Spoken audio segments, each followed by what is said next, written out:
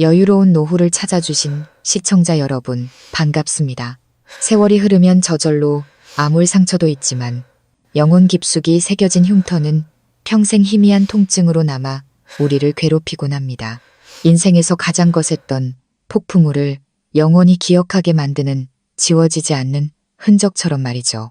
저는 한때 사랑이 식어버린 결혼이라도 아들에 대한 책임감과 그동안 쌓아온 정으로 지켜낼 수 있다고 믿었습니다. 하지만 그건 저의 어리석은 착각이었습니다. 운명의 그날 밤, 제 광대뼈가 차가운 대리석벽에 부딪히며 쩍하는 소름, 끼치는 소리를 내는 순간 저는 깨달았습니다. 새끼양의 침묵은 굶주린 늑대를 더욱 사납고 포악하게 만들 뿐이라는 것을요. 남편이라는 이름의 그 남자가 제 머리채를 끌고 어두운 창고에 쳐넣고 문을 잠가버린 바로 그 순간 저는 7살 아들에게 신호를 보냈습니다. 제발 그 사람에게 전화해달라고. 제 목숨을 건 마지막 도박이었습니다. 이 도박이 성공할 수 있을지, 실패한다면 내일 아침 저에게 태양이 다시 떠오를 수 있을지조차 알 수 없었습니다. 왼쪽 뺨에서 시작된 극심한 고통이 관자놀이까지 퍼지면서 귀가 먹먹해졌습니다. 입안 가득 비릿한 피 냄새가 창고의 퀴퀴한 곰팡이 냄새, 녹슨 쇠 냄새와 뒤섞여 숨이 턱 막혔습니다. 저는 안간힘을 쓰며 차가운 시멘트 바닥에 팔꿈치를 대고 몸을 일으키려 했지만 온몸이 부서질 듯 아파 힘이 들어가지 않았습니다. 남편 박민주는 마치 쓰레기 포대를 내던지듯 저를 이곳에 던져 넣었습니다. 핏발이 선 그의 눈은 광기로 가득 차 이성을 완전히 잃은 듯 보였습니다. 그는 철문이 닫히기 직전 이를 갈며 소리쳤습니다. 내까짓 게 뭔지 그 안에서 뼈저리게 생각해봐. 이 쓸모없는 여자야. 넌 그냥 내가 이 집에서 키우는 개나 마찬가지라고. 감히 내 체면을 깎아내릴 생각은 꿈에도 하지마. 쾅하는 소리와 함께 자물쇠가 잠기는 소리가 들리고 그의 발소리가 점점 멀어졌습니다. 칠흑 같은 어둠 속에 저 혼자 남겨졌습니다. 체면이라 저는 씁쓸하게 웃었습니다. 그 웃음 때문에 찢어진 입가가 바늘로 찌르는 듯 아팠습니다. 그가 저에게 무자비한 분노를 쏟아낸 이유는 고작 오늘 저녁 회사 송년회에서 제가 실수로 사장님 사모님의 드레스에 와인을 쏟았기 때문이었습니다.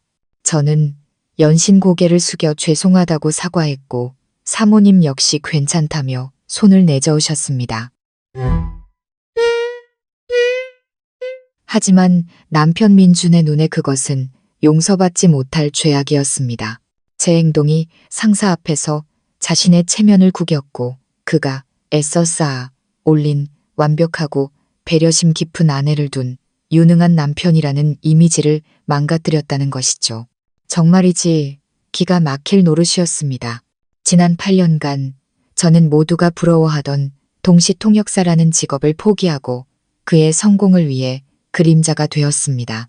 그가 오직 일에만 전념할 수 있도록 집안일과 육아는 물론 시댁과 친정의 대소사까지 완벽하게 챙겼습니다. 평범한 대리였던 그는 어느새 잘나가는 건설회사의 상무자리에 올랐습니다. 고급 세단과 강남의 타워팰리스, 그가 그토록 원하던 화려한 인맥을 모두 손에 넣었죠. 그렇다면 저는 무엇을 얻었을까요? 긴 소매 오달에 감춰야만 했던 시퍼런 멍자국들. 작은 소리에도 혹시 또 매를 맞게 될까봐 두려움에 떨며 지새우던 수많은 밤. 그리고 제 아들 현우, 제 작은 천사. 아들 생각을 하자 누군가 심장을 쥐어짜는 듯 숨이 막혔습니다. 지금쯤 우리 현우가 얼마나 무서워하고 있을까요? 문틈으로 희미하게 흐느끼는 소리가 들려왔습니다. 아들이었습니다. 엄마, 괜찮아요? 문 좀 열어주세요. 무서워요. 아이의 목소리는 겁에 질려 덜덜 떨리고 있었습니다. 제 가슴은 수만 개의 바늘로 찔리는 듯 아팠습니다. 저는 문 쪽으로 기어가 귀를 바싹대고 속삭였습니다. 현우야, 괜찮아. 엄마 괜찮아. 울지 말고 방에 올라가서 자. 엄마 신경 쓰지 말고. 고통을 참으며 목소리가 떨리지 않게 하려 했지만 소용없었습니다. 강한 척할수록 눈물만 하염없이 흘러내렸습니다. 그때 밖에서 시어머니의 날카로운 목소리가 들렸습니다. 뭘 잘했다고 울어. 올길. 내 어미가 잘못했으니 아비한테 혼나는 게 당연하지. 여편 내가 남편 말 안 들으면 벌을 받아야 하는 거야. 당장 방으로 안 올라가. 매 맞고 싶어. 현우의 발소리가 점점 멀어졌습니다. 아마도 시어머니에게 끌려간 모양입니다. 다시 끔찍한 정적이 흘렀습니다. 이 집에서 저는 완벽한 외톨이였습니다. 친어머니처럼 따랐던 시어머니는 아들의 폭력을 방관하고 오히려 부추기는 사람이었습니다. 제가 맞을 때마다 시어머니는 늘 똑같은 말을 했습니다. 남편이 화낼 땐 아내가 입을 다무는 법이야. 남자는 집안의 기둥이고 체면을 목숨처럼 생각한다고. 네가 조금만 참으면 집안이 조용하잖니. 단 한 번도 제게 아프냐고 물어본 적이 없었습니다. 오직 자기 아들의 심기를 거스르지 않았는지에만 관심이 있었죠. 저는 참았습니다. 지난 몇 년간 계속 참아왔습니다. 남편의 사업이 잘 풀리기 시작하면서 그가 변해가던 그 순간부터 말입니다. 그는 거칠고 가부장적으로 변해갔고 손찌검과 폭언은 날이 갈수록 심해졌습니다. 저는 아들 때문에 참았습니다. 제 아들이 부서진 가정에서 자라게 하고 싶지 않았습니다. 언젠가는 남편이 자신의 잘못을 깨닫고 예전으로 돌아오리라 희망을 버리지 않았습니다. 하지만 아니었습니다. 저의 인내는 그를 더욱 괴물로 만들 뿐이었습니다. 그리고 오늘 밤 그는 저를 때리는 것을 넘어 이 저택에서 가장 어둡고 더러운 창고에 가두기까지 했습니다. 그가 마지막 선을 넘어버린 것입니다. 더 이상은 견딜 수 없었습니다. 만약 제 스스로를 구하지 않는다면 저는 머지않아 이 집에서 서서히 죽어가게 될 것입니다. 좁은 문틈으로 복도에 희미한 불빛이 새어 들어왔습니다. 그리고 그 불빛 아래 작은 그림자가 살금살금 다시 다가오는 것이 보였습니다. 현우였습니다.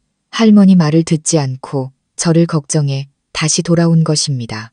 아이는 작은 두 손을 꼭 마주잡고 눈물이 그렁그렁한 동그란 눈으로 철문을 뚫어져라 쳐다보고 있었습니다.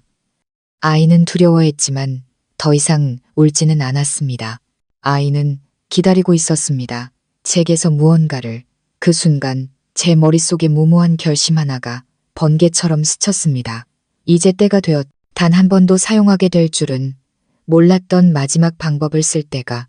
저는 깊게 숨을 들이마시고 정신을 가다듬었습니다. 저는 현우가 볼 수 있도록 오른손을 문틈 가까이 가져갔습니다. 그리고 두 손가락으로 문을 가볍게 2번 잠시 멈췄다가 다시 한번 두드렸습니다.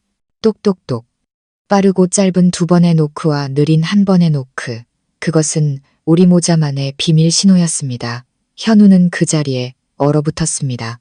아이는 문틈으로 보이는 제 손을 뚫어져라 쳐다봤습니다. 아이의 눈이 커졌습니다. 믿을 수 없다는 듯이 저는 알 수 있었습니다. 아이가 이해했다는 것을. 비 오는 어느 오후 아들과 함께 스파이 영화를 보다가 장난처럼 가르쳐 주었던 암호. 그때는 그저 놀이였지만 마음 한구석으로는 최악의 날을 대비하고 있었던 겁니다. 현우는 저를 보았습니다. 아이의 눈에는 더 이상 단순한 두려움이 아니었습니다. 이상하리만치 단호한 결의가 빛나고 있었습니다. 아이는 말없이 고개를 한번 강하게 끄덕이더니 조용히 몸을 돌려 전화기가 있는 거실을 향해 달려갔습니다. 제 심장이 미친 듯이 뛰기 시작했습니다. 과연 성공할 수 있을까? 내 아들이 그 전화번호를 정확히 기억하고 있을까? 전화기 저편에 그 사람이 과연 전화를 받을까? 만약 받는다고 해도 제 시간에 와줄 수 있을까? 수만 가지 질문이 머릿속을 헤집어 놓아 숨을 쉴 수가 없었습니다. 15분. 무슨 일이 생기면 그 사람은 15분 안에 도착할 거라고 아들에게 말해두었습니다. 저는 창고 구석에 웅크리고 앉아 무릎을 감싸 안고 초를 세기 시작했습니다. 5분, 10분. 밖은 여전히 쥐 죽은 듯 조용했습니다. 제 안의 희망이 서서히 사그라들고 그 자리를 지독한 절망이 채워갔습니다. 어쩌면 모든 게 헛된 망상이었을지도 모릅니다. 남편은 오늘 밤 집에 돌아오지 않을 수도 있습니다. 그는 저를 이곳에 버려두고 내일 아침 혹은 모레까지 나타나지 않을 겁니다. 저는 여기서 굶어 죽거나 목말라 죽게 될 겁니다. 제가 거의 모든 것을 포기하려던 바로 그 순간 쾅 하는 천지를 뒤흔드는 굉음이 현관문 쪽에서 들려왔습니다. 마치 누군가 거대한 망치로 문을 부수는 듯한 소리였습니다. 뒤이어 유리가 깨지는 소리와 시어머니의 날카로운 비명이 터져 나왔습니다. 무슨 일이지? 저는 안간힘을 다해 창고 문으로 기어가 귀를 대고 소리를 들었습니다. 수많은 사람들의 발소리가 집 안으로 들이닥치는 소리가 들렸고 곧이어 시어머니의 비명을 압도하는 낮고 위압적인 목소리가 터져 나왔습니다. 너무나 낯설면서도 미치도록 그리웠던 목소리였습니다. 내 동생 어디 있어? 그 우렁찬 외침은 저택의 벽을 울리고 차가운 철문을 뚫고 제 고막에 똑똑히 밝혔습니다. 내 동생 어디 있냐고 물었다. 그것은 질문이 아니라 사형 선고였습니다. 제 심장이 터져버릴 것 같았습니다. 오빠였습니다. 10년 동안 생사조차 알 수 없었던 제 인생에서 영원히 사라진 줄로만 알았던 오빠, 강태식이었습니다. 10년 전 그는 단 한 통의 문자만을 남기고 사라졌습니다. 이게 내 번호다. 정말 위험할 때만 전화해라. 그리고 지금 창고 문이 엄청난 힘에 의해 뜯겨져 나갔습니다. 찌그러진 자물쇠가 구석으로 날아갔습니다. 거실에서 쏟아져 들어오는 눈부신 빛에 저는 눈을 가늘게 떠야 했습니다. 오빠의 크고 단단한 실루엣이 문 앞에 우뚝 서 있었습니다. 그의 뒤에는 검은 양복을 입은 얼음장처럼 차가운 표정의 남자들이 석상처럼 굳건히 서 있었습니다. 밖의 풍경은 제가 상상했던 것보다 훨씬 더 아수라장이었습니다. 고가의 원목으로 만든 현관문은 산산조각이 나 있었고 값비싼 도자기 파편이 바닥에 흩어져 있었습니다. 그리고 거실 한가운데 조금 전까지만 해도 세상을 다 가진 듯 위세등등하던 남편 민준과 시어머니가 바닥에 무릎을 꿇고 있었습니다. 시어머니는 머리가 산발이 된 채 두 손을 싹싹 빌며 연신 중얼거렸습니다. 저희는 아무것도 모릅니다. 제발 목숨만 살려주세요. 무슨 일이신지 천천히 말씀하세요. 남편의 모습은 더욱 비참했습니다. 얼굴은 종이장처럼 하얗게 질렸고 비싼 명품 옷은 구겨진 채 온몸을 사시나무 떨듯 떨고 있었습니다. 그는 감히 고개를 들지 못하고 이마가 바닥에 닿을 듯 숙이고 있었습니다. 집안의 호랑이, 위풍당당하던 성진건설 상무는 이제 꼬리를 내린 채 극도의 공포에 질린 개에 불과했습니다. 오빠는 그들을 거들떠보지도 않았습니다. 그의 시선은 오직 저에게 온몸을 뒤덮은 시퍼런 멍과 퉁퉁 부은 얼굴, 입가에 말라붙은 핏자국에 고정되어 있었습니다. 그의 눈빛은 처음에는 경악과 충격이었지만 이내 소리 없는 분노와 지독한 고통으로 바뀌었습니다. 그것은 수천 마디의 욕설보다 더 무서웠습니다. 오빠는 제게 성큼성큼 다가와 자신의 가죽 재킷을 벗어 제 어깨에 부드럽게 덮어주었습니다. 재킷에서 전해져 오는 온기와 익숙한 오빠의 채취에 저는 결국 울음을 터뜨렸습니다. 지난 세월 동안 억눌러왔던 모든 서름이 한꺼번에 폭발했습니다. 이제 저는 혼자가 아니었습니다. 오빠가 제 곁에 있었습니다. 오빠. 저는 겨우 그 두 마디를 내뱉고는 목이 메어 말을 잇지 못했습니다. 오빠는 아무 말 없이 저를 꼭 껴안아 주었습니다. 마치 자신의 모든 힘을 제게 전해주려는 듯 단단하고 굳건한 포옹이었습니다. 오빠는 조심스럽게 저를 부축해 일으켜 세웠습니다. 깨지기 쉬운 보물을 다루듯 그의 모든 움직임은 신중했습니다. 무릎 꿇고 있는 민준과 시어머니 앞을 지날 때 오빠가 잠시 멈춰 섰습니다. 그는 그들을 보지 않고 앞만 본 채 방 안의 공기를 얼어붙게 할 만큼 차가운 목소리로 말했습니다. 지금 너희들을 죽이는 건 너무 쉽지. 하지만 난 그런 시시한 건 싫어. 오빠는 잠시 말을 멈췄습니다. 그의 가슴이 분노로 떨리는 것이 느껴졌습니다. 오늘부터 너희들은 죽는 것보다 사는 게 더 고통스러운 게 뭔지 알게 될 거다. 그 말은 크지 않았지만 민준과 시어머니의 심장에 거대한 망치처럼 내리꽂혔습니다. 시어머니는 경악에 찬 눈으로 고개를 들었고 민준은 몸을 더욱 웅크리며 격렬하게 떨었습니다. 그는 이제야 깨달은 것입니다. 이것은 단순한 강도 사건이 아니었습니다. 돈 받고 온 조폭도 아니었습니다. 이것은 복수, 예고된 복수였습니다. 오빠는 단 한 번도 뒤돌아보지 않고 저를 부축해 그 지옥 같은 집을 빠져나왔습니다. 오빠의 부하들이 소리 없이 뒤를 따랐고 폐허가 된 집 안에는 민준과 시어머니만이 넋나간 채 남겨졌습니다. 문 앞에는 검은색 고급 세단이 대기하고 있었습니다. 오빠는 문을 열어 저를 조수석에 조심스럽게 앉혔습니다. 차가 움직이기 시작할 때 백미러를 통해 저택을 보았습니다. 부서진 문틈으로 새어나오는 불빛 아래 그곳은 더 이상 화려한 보금자리가 아니었습니다. 피비린내 나는 연극의 시작을 알리는 거대한 철창처럼 보였습니다. 앞으로 무슨 일이 벌어질지 오빠의 계획이 무엇인지 알 수 없었습니다. 하지만 한 가지는 확실했습니다.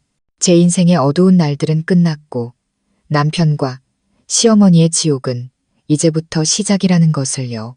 과연 이 미스터리한 오빠의 귀환이 복이 될지, 화가 될지, 그리고 어떤 끔찍한 복수가 그들을 기다리고 있을까요? 차는 밤의 어둠을 가르며 달렸습니다. 화려하지만 차가웠던 그 동네를 뒤로하고 저는 오빠의 어깨에 머리를 기댔습니다. 아주 오랜만에 느껴보는 절대적인 안정감이었습니다. 오빠는 제게 아무것도 묻지 않고 묵묵히 운전만 했습니다. 그 침묵이 수천 마디의 위로보다 더 값지게 느껴졌습니다.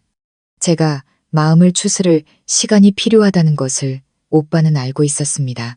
차는 서울의 부촌인 평창동, 바람이 시원하게 부는 언덕 위에 고립된 듯 서 있는 또 다른 대저택 앞에 멈췄습니다. 여기가 오빠 집이야?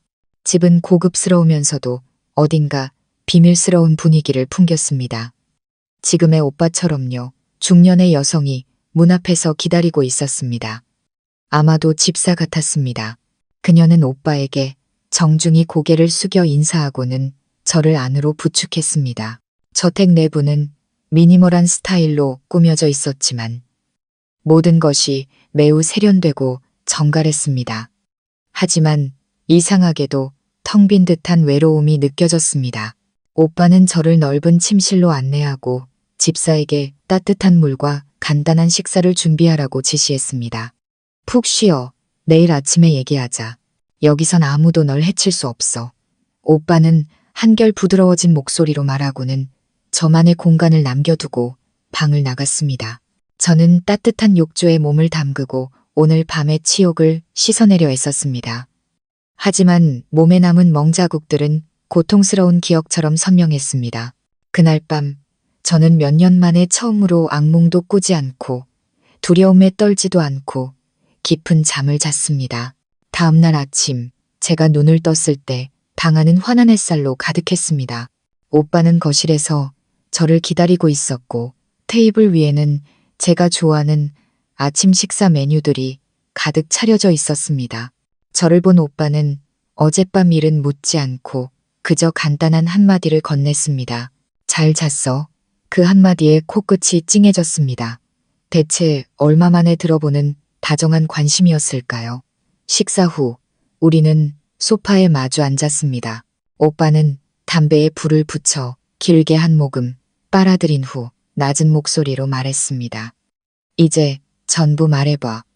그리고 저는 모든 것을 털어놓았습니다. 저는 지난 8년간의 결혼 생활을 너무나 오랫동안 저를 짓눌러 왔던 무거운 짐을 내려놓듯 쏟아냈습니다. 아직 민준이 다정하고 저를 끔찍이 사랑해주던 행복했던 신혼 시절부터 그가 명예와 돈을 얻기 시작하면서 어떻게 변해갔는지에 대해서도 말했습니다. 사소한 이유로 시작된 손찌검이 점점 더 잦아지고 폭력의 수위가 높아졌던 일들, 그는 업무 스트레스를 풀기 위해 가정 내에서 자신의 권력을 확인하기 위해 저를 때렸습니다. 시어머니의 방관과 내가 참아라는 식의 비난, 아들 하나를 더 낳으면 저를 빈손으로 내쫓고 더 좋은 집안의 여자와 재혼시키려던 그들의 계획까지 모두 말했습니다. 아들을 품에 안고 소리 죽여 울었던 밤들, 모든 것을 버리고 떠나고 싶었지만 아들 때문에 차마 발걸음을 떼지 못했던 순간들,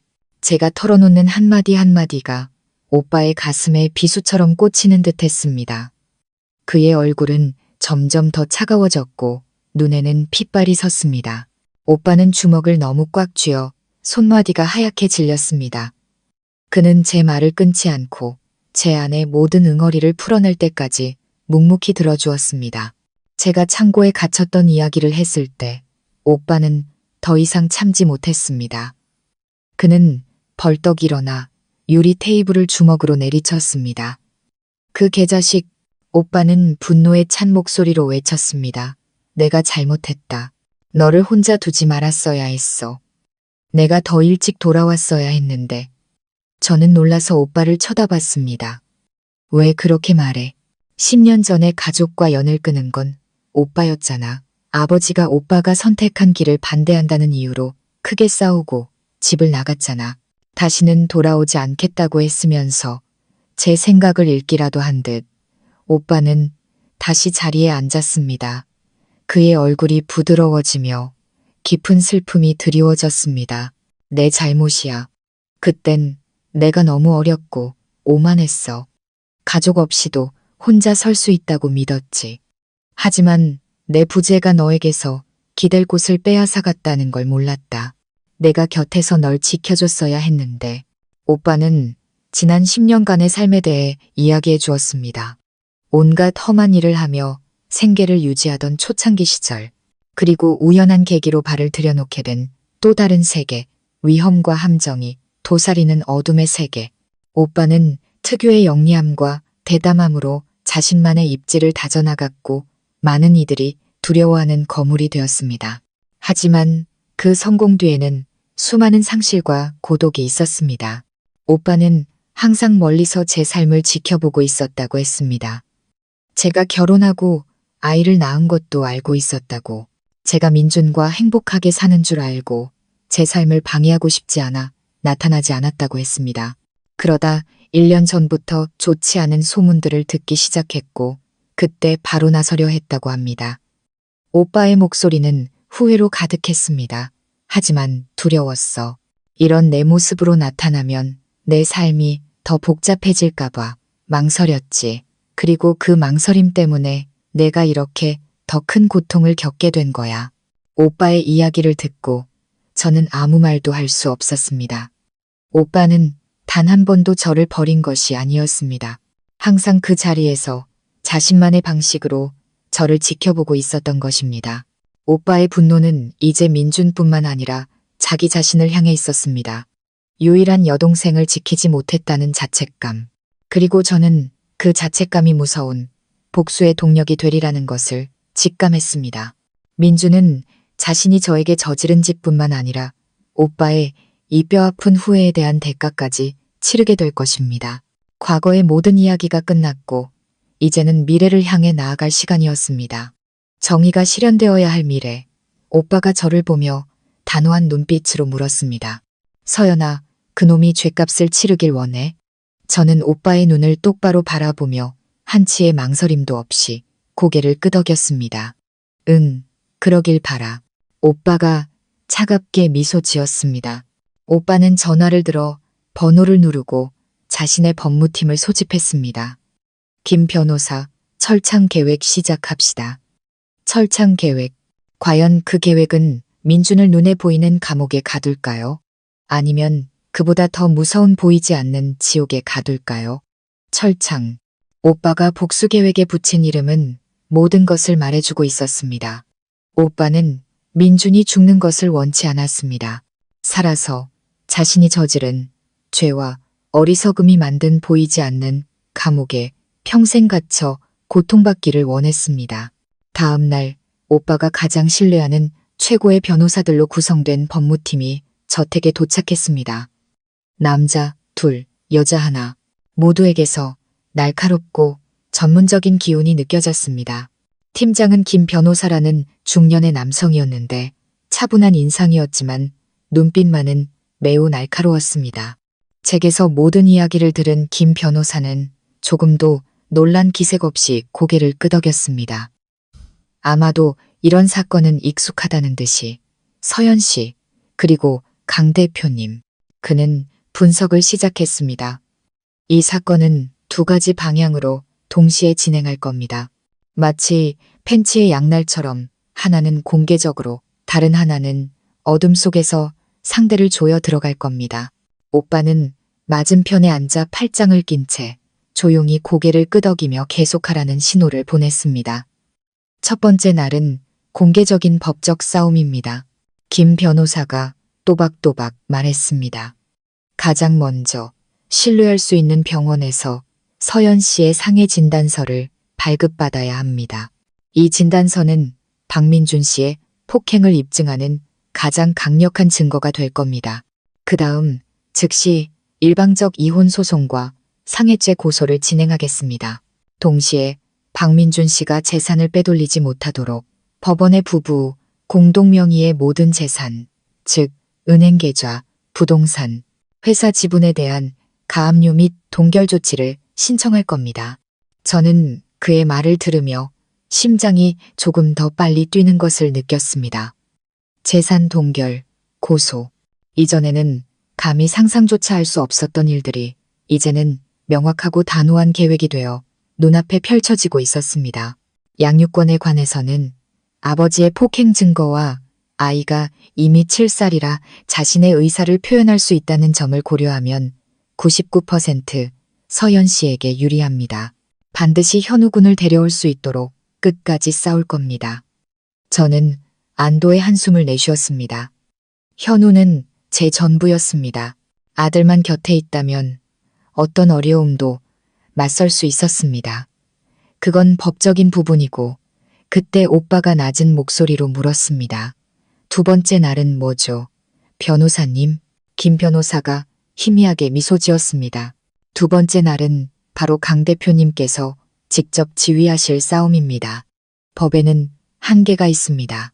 행위는 처벌할 수 있지만 한 사람의 사업, 명예, 그리고 정신까지 파괴할 수는 없죠. 그건 대표님의 몫입니다. 오빠는 고개를 끄덕였고 그의 눈에 차가운 빛이 스쳤습니다. 오빠는 제게로 고개를 돌렸습니다. 서연아, 내 허락이 필요해. 이 싸움은 자비가 없을 거다. 내가 그놈을 직접 때리진 않을 거야. 하지만 내가 하려는 일들은 수천 대의 매보다 더 고통스러울 거다. 그놈이 자랑스러워하는 모든 것, 사업, 돈, 그리고 남자의 자존심까지 전부 박살낼 거야. 그래도 괜찮겠어? 저는 오빠의 눈을 보았습니다. 그 안에는 분노뿐만 아니라 저를 향한 깊은 안타까움이 담겨 있었습니다. 저는 오빠가 이 모든 것을 저를 위해 한다는 것을 알았습니다. 저는 충분히 참았습니다. 이제 악인이 대가를 치를 시간이었습니다. 응, 괜찮아. 저는 단호하게 대답했습니다. 회의는 끝났고 철창 계획은 공식적으로 시작되었습니다. 그날 오후 저는 국제병원으로 가서 상해 진단을 받았습니다. 나이 지긋한 의사 선생님은 제 몸을 살핀 후 고개를 저으며 한숨을 쉬었습니다.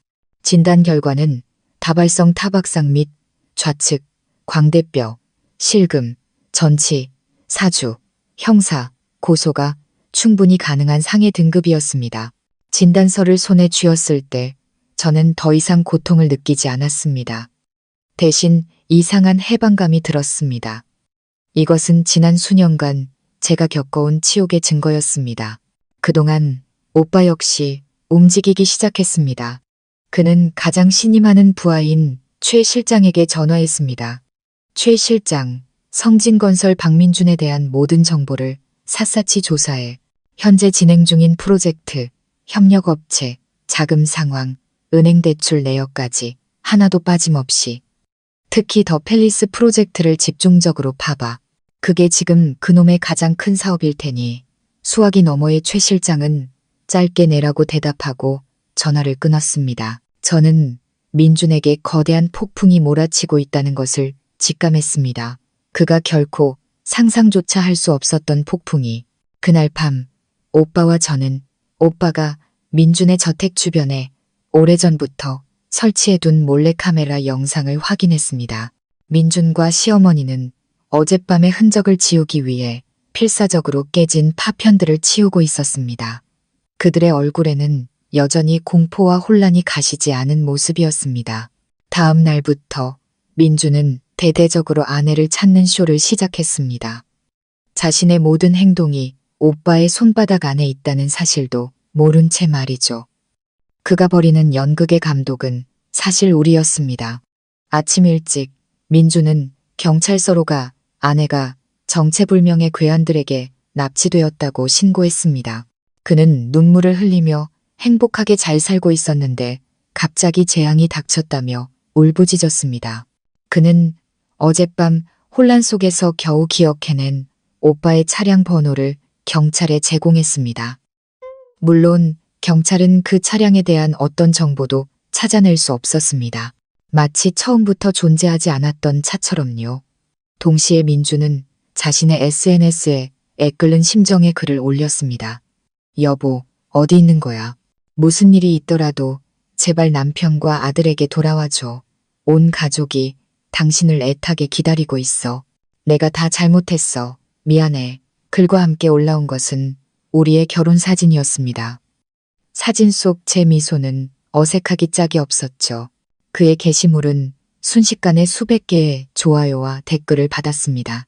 친구, 동료, 사업 파트너들은 모두 그를 위로하며 훌륭한 남편, 의리 있는 남자라고 칭송했습니다. 민준은 자신을 불쌍한 피해자, 아내에게 배신당했지만 여전히 너그러운 남편의 이미지로 포장하고 있었습니다. 그는 제가 외부에 복잡한 남녀 관계가 있으며 이번 납치 사건은 제 애인이 우리 가정을 파탄내기 위해 벌인 짓일 수 있다는 식으로 교묘하게 암시했습니다. 그는 여론의 압박을 이용해 제가 다시 나타났을 때 저를 파렴치한 죄인, 부정한 아내로 낙인 찍으려 했습니다. 저는 오빠의 집에서 저를 향한 욕설과 비난이 담긴 댓글들을 하나하나 읽어내려갔습니다. 마음이 차갑게 식어갔습니다. 인간은 참으로 무서운 존재였습니다.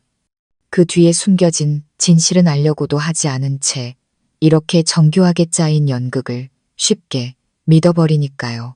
마음 아파 오빠가 따뜻한 차를 건네며 물었습니다. 저는 고개를 저으며 희미하게 웃었습니다. 아니, 그냥 우스워. 저렇게 높이 날아오를수록 떨어질 때 더 아플 테니까. 오빠는 만족스럽게 고개를 끄덕였습니다. 맞아. 마음껏 날개 놔두자. 높이 날수록 추락했을 때 뼛속까지 부서질 테니. 민준이 자신의 연극에 몰두하는 동안 우리의 법적인 팬츠는 서서히 조여지기 시작했습니다. 김 변호사는 공식적으로 법원에 고소장과 재산 동결 신청서를 제출했습니다. 불과 이틀 후 민준은 법원으로부터 소환장을 받았습니다. 소환장을 손에 든 그는 그대로 얼어붙었습니다. 자신이 애타게 찾고 있던 아내가 바로 자신을 법정에 세운 장본인이라는 사실을 그는 상상조차 하지 못했던 것입니다. 이 충격으로 그의 연극은 잠시 방향을 잃었습니다.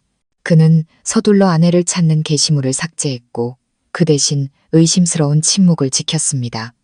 그는 국내 최고의 로펌들을 찾아다니며 반격할 방법을 모색하기 시작했습니다. 이것이 더 이상 단순한 가정 불화가 아니라 자신의 모든 것을 잃을 수도 있는 생존 싸움이라는 것을 깨달은 것입니다. 그날 밤 민준의 집에 설치된 몰래카메라에 그와 시어머니가 격렬하게 다투는 장면이 포착되었습니다. 시어머니가 소리쳤습니다. 거봐, 내가 뭘 했어. 배운 년들은 다루기 힘들다고 했지. 왜 애를 때려가지고 일을 이 지경으로 만들어. 이제 어쩔 거야. 이혼하자고 재산 나누자고 하잖아. 내 회사, 이 집, 전현한테 반이나 떼줘야 할 판이라고. 민준도 지지 않고 소리쳤습니다. 어머니가 뭘 아세요. 제가 안 잡으면 머리 꼭대기에 기어오를 년이에요. 감히 날 고소해. 내 체면을 구겨? 본때를 보여줘야죠. 절대 이혼 안 해줘요. 단 한 푼도 못 줘. 제가 전현을 사회에서 매장시켜버릴 겁니다. 무릎 꿇고 용서를 빌게 만들 거라고요. 그들의 대화는 우리에게 모든 것을 명확히 보여주었습니다. 그들에게는 일말의 후회도 없었습니다. 오직 자신들의 재산을 잃을지도 모른다는 두려움과 반격에 대한 분노뿐이었습니다. 부부의 정, 인간적인 도리 따위는 처음부터 존재하지 않았던 겁니다. 그때 오빠의 부하 최 실장에게서 전화가 왔습니다. 대표님, 재미있는 정보를 찾아냈습니다. 박민준에게 내연녀가 있습니다. 개인 비서더군요. 회사 돈으로 고급 오피스텔과 외제차를 사줬습니다. 오빠는 입꼬리를 올리며 웃었습니다. 잘했어. 그 여자 계속 예의주시해. 조만간 쓸모가 있을 테니 모든 것이 계획대로 진행되고 있었습니다. 민주는 여전히 우리가 만들어 놓은 철창 안에서 허우적대며 자신이 상황을 통제할 수 있다고 착각하고 있었습니다. 그는 자신의 모든 발걸음이 벼랑 끝을 향한 한 걸음이라는 사실을 까맣게 모르고 있었습니다. 그의 연극이 화려하면 화려할수록 그의 몰락은 더욱 비참해질 것이었습니다. 그리고 우리 인내심 있는 관객들은 그 연극의 마지막 장을 조용히 기다리고 있었습니다. 자신의 모든 퇴로가 막혔다는 것을 깨달았을 때 민주는 과연 어떤 연극을 계속할까요? 저와 연락이 닿지 않고 법원의 소환장이 진짜라는 것을 알게 되자 민준과 시어머니는 다른 전략으로 바꿨습니다. 더 비열하고 잔인한 방법, 바로 제 가족을 공격하는 것이었습니다. 그들은 저희 부모님이 연약하고 정이 많으며 체면을 중시한다는 것을 알고 있었습니다. 그들은 부모님을 약점으로 삼아 저를 압박하고 결국 제가 모습을 드러내 굴복하게 만들 작정이었습니다. 어느 날 아침 부모님께서 동네에서 작은 슈퍼마켓 문을 열 준비를 하고 계실 때 택시 한 대가 가게 앞에 급하게 멈춰 섰습니다. 민준과 시어머니가 내렸습니다. 뉘우치는 기색은커녕 철저히 준비된 비참한 모습이었습니다. 시어머니는 낡은 옷을 입고 머리는 일부러 헝클어뜨렸고 민주는 퀭한 눈에 며칠 밤은 샌 듯 초췌한 얼굴이었습니다. 시어머니는 저희 어머니를 보자마자 달려들어 땅바닥에 주저앉아 다리를 붙잡고 통곡하기 시작했습니다.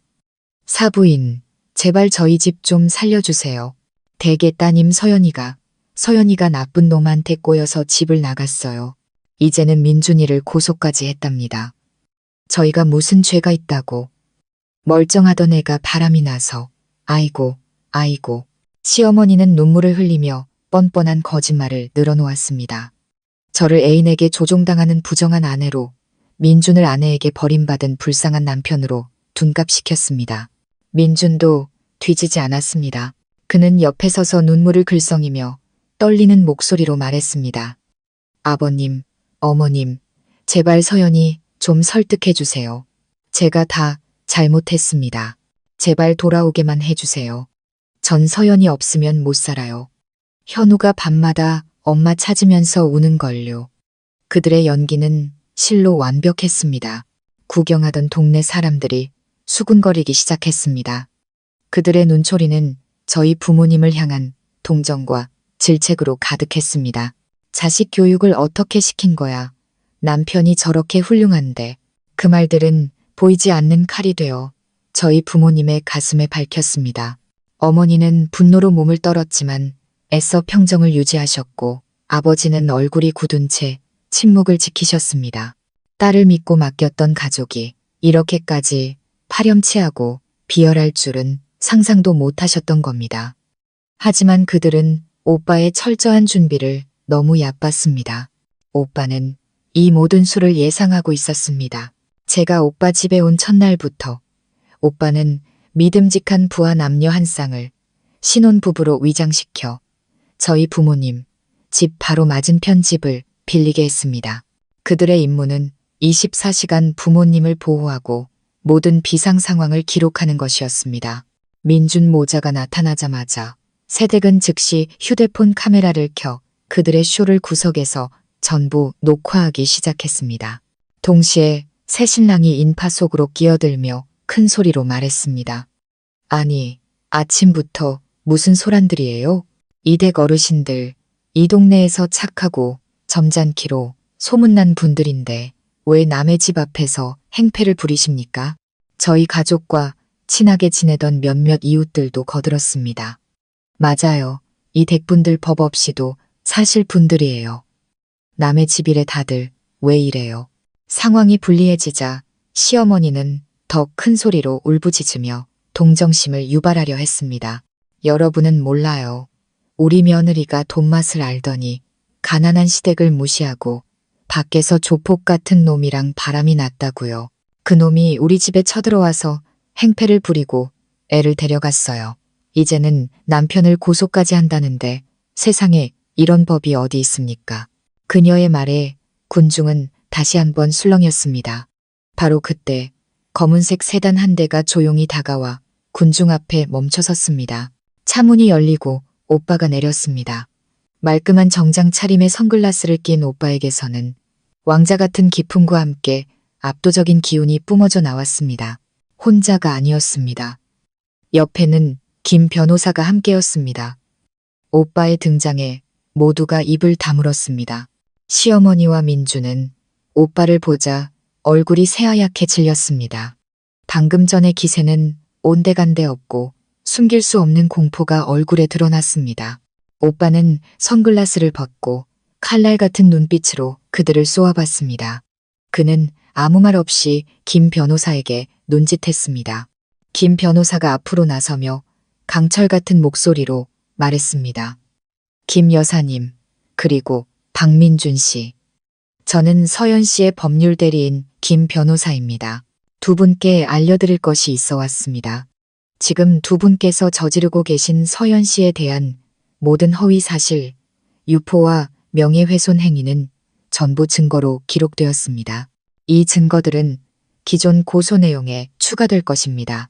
만약 타인에 대한 명예훼손 혐의로 또 다른 소환장을 받고 싶지 않으시다면 당장 이곳을 떠나시는 게 좋을 겁니다. 말을 마친 김 변호사는 새 댁의 휴대폰을 들어 올렸습니다. 화면에는 시어머니의 비참한 연극이 고스란히 재생되고 있었습니다. 모자는 그대로 얼어붙었습니다.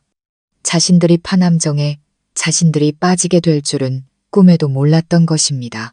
동네 사람들 앞에서 모든 것이 탄로나자 그들은 더 이상 버틸 면목이 없었습니다. 시어머니는 알아들을 수 없는 욕설을 중얼거리더니 민준의 부축을 받으며 이웃들의 수군거림과 경멸의 눈초리를 뒤로 한 채 허둥지둥 택시를 타고 도망쳤습니다. 그들이 애써 일으키려던 여론의 폭풍은 오빠가 세운 견고한 강철벽 앞에 무력하게 진압되었습니다. 연극은 막을 내렸지만 전쟁은 아직 끝나지 않았습니다. 민주는 쉽게 포기할 놈이 아니었습니다. 그리고 오빠는 그것을 알고 있었습니다. 궁지에 몰린 짐승은 더욱 위험해지는 법. 그리고 그 짐승, 민주는 이제 막 첫 번째 고문을 받게 될 참이었습니다. 부모님 집 앞에서 벌인 연극이 처참하게 실패한 후 민준과 시어머니는 한동안 조용했습니다. 아마도 오빠라는 거대한 배경 앞에서는 공개적인 쇼가 통하지 않는다는 것을 깨달았을 겁니다. 민주는 법적 싸움에 집중하기 시작했습니다. 그는 이혼 및 재산분할 소송 전문으로 유명한 변호사를 고용해 법정에서의 긴 싸움을 준비했습니다. 그는 여전히 자신만만했습니다. 제가 외도했다는 증거만 만들어내면 상황을 뒤집을 수 있다고 믿었습니다. 자신이 이룬 사업과 부는 절대 무너지지 않을 것이라 확신했습니다. 하지만 민주는 틀렸습니다.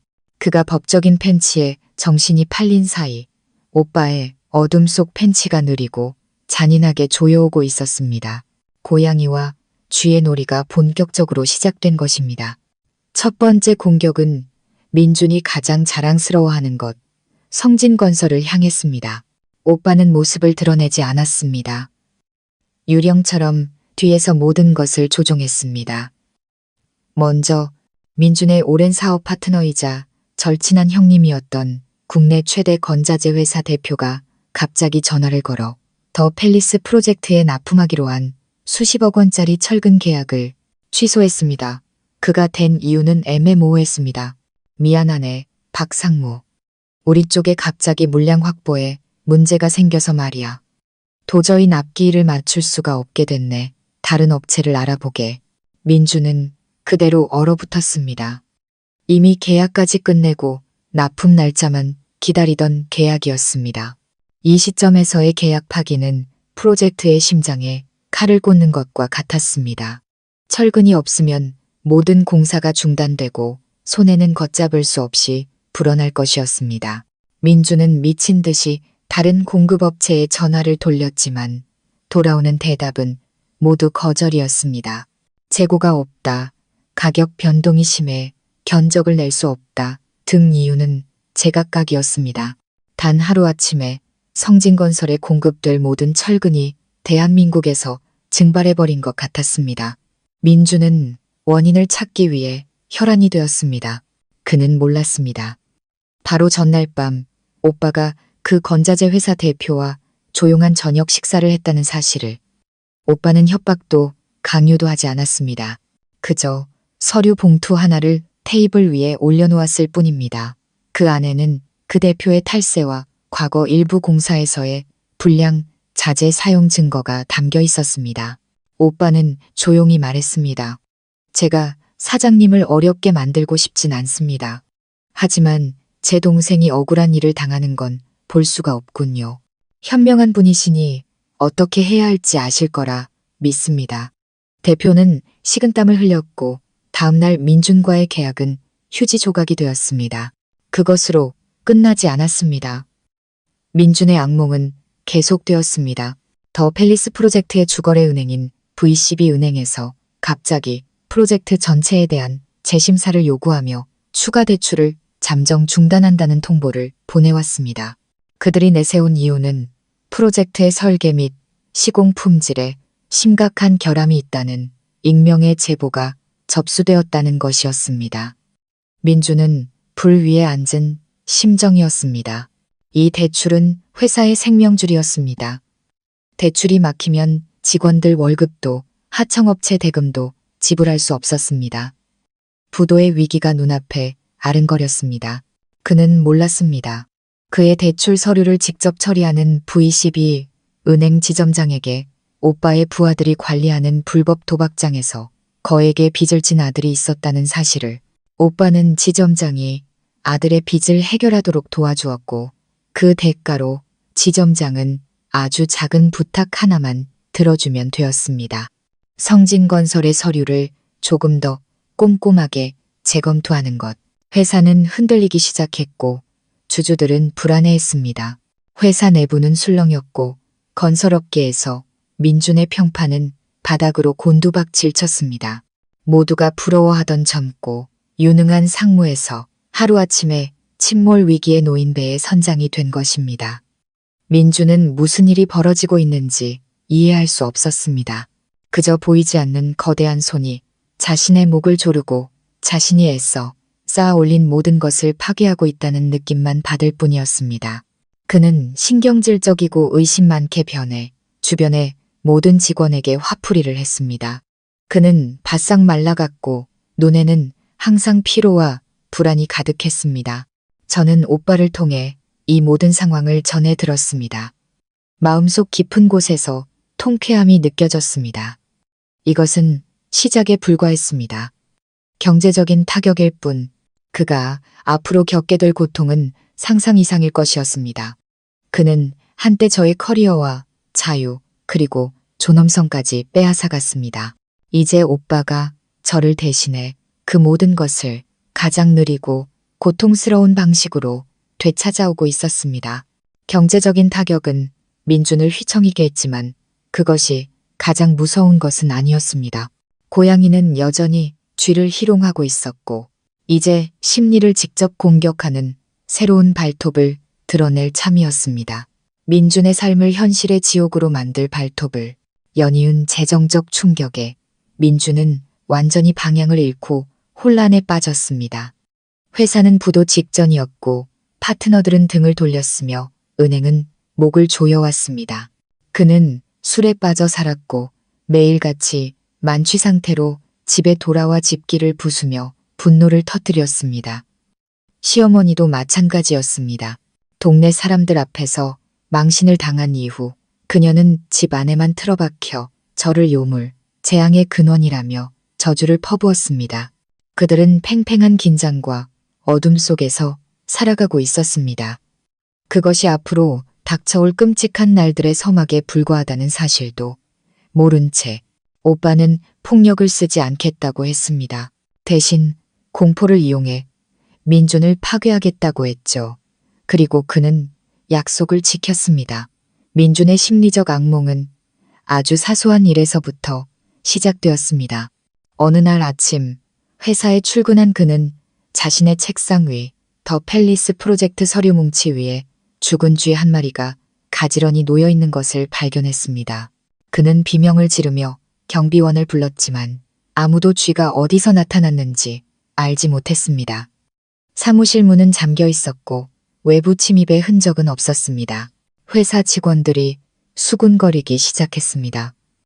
어떤 이는 이것이 회사가 망할 징조, 불길한 징조라고 말했습니다. 민주는 그저 우연일 뿐이라고 애써 자신을 진정시켰습니다.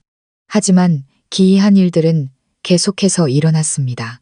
그가 자신의 얼굴처럼 아끼던 고급 벤츠, 승용차에 이해할 수 없는 문제들이 발생하기 시작했습니다. 도로를 달리던 중 갑자기 타이어 바람이 빠져 확인해 보니 일반적인 펑크와는 다른 아주 작지만 날카로운 칼자국이나 있었습니다. 또 어떤 날은 차의 모든 전기 시스템이 마비되어 견인차를 불러야 했습니다. 정비소에서도 원인을 찾지 못했습니다. 누군가 아주 전문적인 기술로 배선 시스템을 건드린 것 같다고만 했습니다. 공포가 민준의 마음속을 파고들기 시작했습니다. 그는 누군가 자신을 감시하고 있다는 느낌에 사로잡혔습니다. 어딜 가든 등 뒤에서 차가운 시선이 느껴졌습니다. 그는 집 주변에 CCTV를 추가로 설치했지만 기괴한 일들은 멈추지 않았습니다. 정점은 한밤중의 전화였습니다. 그의 집 전화벨이 정확히 새벽 2시에 울렸습니다. 민준이 수화기를 들면 저편은 완벽한 침묵이었습니다. 오직 차갑고 소름 끼치는 규칙적인 숨소리만 들려왔습니다. 그는 전화기에 대고 소리를 지르고 욕설을 퍼부었지만 돌아오는 것은 그 무서운 침묵뿐이었습니다. 그런 전화는 거의 매일 밤 계속되었고 그의 정신과 체력을 완전히 갉아먹었습니다. 민주는 더 이상 혼자 잠들지 못했습니다. 그는 편집증에 걸린 사람처럼 작은 소리에도 깜짝깜짝 놀라게 되었습니다. 그는 경쟁사부터 사업상의 원수, 심지어 가장 가까운 직원들까지 모든 사람을 의심했습니다. 그는 문제가 있다고 생각되는 직원들을 무더기로 해고했고 회사는 더욱 혼란에 빠졌습니다. 시어머니는 아들이 점점 더 초췌해지고 공황 상태에 빠지는 것을 보며 덩달아 공포에 질렸습니다. 그녀는 더 이상 저주를 퍼붓지 못하고 대신 액땜을 한다며 온갖 절과 용하다는 무당집을 찾아다녔습니다. 집에 귀신이 붙었다, 누군가 구슬했다고 믿었습니다. 그녀는 무당을 집으로 불러 구판을 벌였지만 아무것도 변하지 않았습니다. 보이지 않는 공포는 눈에 보이는 위협보다 훨씬 더 무서웠습니다. 그것은 민준의 정신을 갉아먹고 자신감 넘치고 오만했던 한 남자를 나약하고 공포에 질린 미치기 직전의 겁쟁이로 바꿔놓았습니다. 저는 오빠의 부하들이 보내온 영상과 녹음 파일을 통해 이 모든 것을 지켜보았습니다. 민준의 비참한 모습을 보며 저는 더 이상 증오를 느끼지 않았습니다. 대신 혐오스러운 연민이 느껴졌습니다. 그는 한때 폭력으로 저를 통제하고 공포에 떨게 했습니다. 이제 그 자신이 다른 누군가가 만들어낸 공포의 늪에 빠져 허우적대고 있었습니다. 이것이 바로 인과응보였습니다. 오빠는 제 옆에서 아무런 표정 없이 말했습니다. 궁지에 몰려 이성을 잃은 짐승은 주변의 모든 것을 물어뜯기 시작하지. 가장 가까운 존재까지도 오빠의 말은 맞았습니다. 공황과 절망 속에서 민주는 자신의 내연녀에게 분노를 터뜨리기 시작했습니다. 그의 비서, 유미, 그녀는 가장 약한 고리이자 오빠의 체스판 위에 놓인 다음 말이었습니다. 민주는 유미가 자신을 배신하고 회사의 비밀을 경쟁사에 넘겼다고 의심했습니다. 그는 그녀에게 욕설을 퍼붓고 심지어 손찌검까지 하기 시작했습니다. 그는 자신의 행동 하나하나가 내연녀를 우리 쪽으로 밀어내고 있다는 사실을 몰랐습니다. 그의 동맹이었던 그녀는 이제 곧 그의 심장을 겨누는 가장 위험한 무기가 될 참이었습니다. 쥐를 희롱하는 놀이는 계속되었고 미쳐 날뛰는 쥐는 이제 스스로 덫을 향해 달려가고 있었습니다. 젊고 아름다운 비서이자 민준의 비밀 연인이었던 유미는 인생 최고의 나날을 보내고 있었습니다. 강남의 고급 오피스텔, 최신형 외제차, 그리고 두둑한 은행 잔고. 모든 것이 민준이 제공한 것이었습니다. 그녀는 자신이 기댈 큰 나무를 찾았다고 생각했습니다. 머지않아 제자리를 차지하고 성진건설의 안주인이 될 수 있을 것이라고 믿었습니다. 하지만 그녀의 장밋빛 꿈은 민준에게 폭풍이 닥치면서 산산조각 났습니다. 회사가 어려워지자 민준은 예전처럼 관대하지 않았습니다. 그는 유미에게 매달 주던 생활비를 줄였습니다. 설상가상으로 공황과 의심에 빠진 그는 유미를 자신의 분노를 쏟아내는 쓰레기통으로 여기기 시작했습니다. 예전에 저에게 퍼부었던 욕설, 따귀, 폭행이 이제는 그녀에게로 향했습니다. 공주처럼 떠받들어지던 유미는 하루아침에 노예나 다름없는 신세가 되었습니다. 그녀는 두려웠지만 민준을 떠나지도 못했습니다. 이용 가치가 사라지는 순간 모든 것을 잃게 될 것이라는 사실을 알았기 때문입니다. 그녀는 진퇴양난의 상황에 빠졌고 바로 그때 오빠의 사람들이 움직였습니다. 어느 날 저녁 유미가 카페에 홀로 앉아 민준에게 욕을 먹고 울고 있을 때 세련되게 차려입은 한 여성이 그녀의 테이블로 다가왔습니다. 그녀는 제 법무팀의 여성 변호사였습니다. 변호사는 위협적인 태도 대신 부드럽게 미소 지었습니다. 유미 씨, 맞으시죠? 잠시 앉아도 될까요? 유미는 놀랐지만 이내 고개를 끄덕였습니다. 변호사는 빙빙 돌리지 않고 바로 본론으로 들어갔습니다. 박민준 상무 때문에 힘드시죠? 그가 당신에게 무슨 짓을 했는지 다 알고 있습니다. 저는 당신에게 탈출구를 주기 위해 왔어요. 유미는 얼어붙었습니다. 그녀의 눈에는 의심과 공포가 가득했습니다. 누구세요? 어떻게 그런 걸? 변호사는 테이블 위에 휴대폰 하나를 올려놓았습니다. 화면에는 민준이 회사 주차장에서 유미의 뺨을 때리는 짧은 영상이 재생되고 있었습니다. 유미의 얼굴이 새하얗게 질렸습니다. 그들이 어떻게 이 영상을, 우리가 누군지는 중요하지 않아요. 변호사는 여전히 차분한 목소리로 말했습니다. 중요한 건 우리가 당신을 도울 수 있다는 거죠. 박민준은 곧 무너질 겁니다. 만약이 아니라 언제의 문제죠. 당신에게는 두 가지 선택지가 있어요. 첫째, 그와 함께 바닥까지 추락하는 것. 당신이 가진 모든 것, 집, 차는 모두 은행에 압류될 겁니다. 심지어 그의 불법적인 사업 거래에 연루되어 공범으로 법적인 처벌을 받을 수도 있고요. 유미는 몸을 떨었습니다. 변호사의 말은 그녀가 가장 두려워하던 것을 정확히 짚어냈습니다. 두 번째 선택은 뭐죠? 그녀가 떨리는 목소리로 물었습니다. 두 번째 선택은 변호사가 미소 지었습니다. 우리와 협력하는 겁니다. 당신이 가진 모든 증거, 그의 폭행, 불투명한 자금 거래, 그리고 그가 자신의 아내와 아들에 대해 했던 말들까지 전부 제공하세요. 그 대가로 우리는 당신이 다른 곳에서 새로운 삶을 시작할 수 있는 충분한 돈을 드리겠습니다. 그리고 가장 중요한 것, 당신의 안전을 절대적으로 보장하죠. 다시는 누구도 당신을 괴롭히지 못할 겁니다. 변호사는 유미 쪽으로 은행카드 하나를 밀었습니다. 이 안에 5억 원이 들어있어요. 계약금이라고 생각하세요. 모든 일이 끝나면 이 금액의 4배를 더 받게 될 겁니다. 잘 생각해요. 당신의 미래는 당신 손에 달려 있어요. 말을 마친 변호사는 작은 휴대폰 하나를 남겨두고 일어섰습니다. 이건 안전한 전화기예요.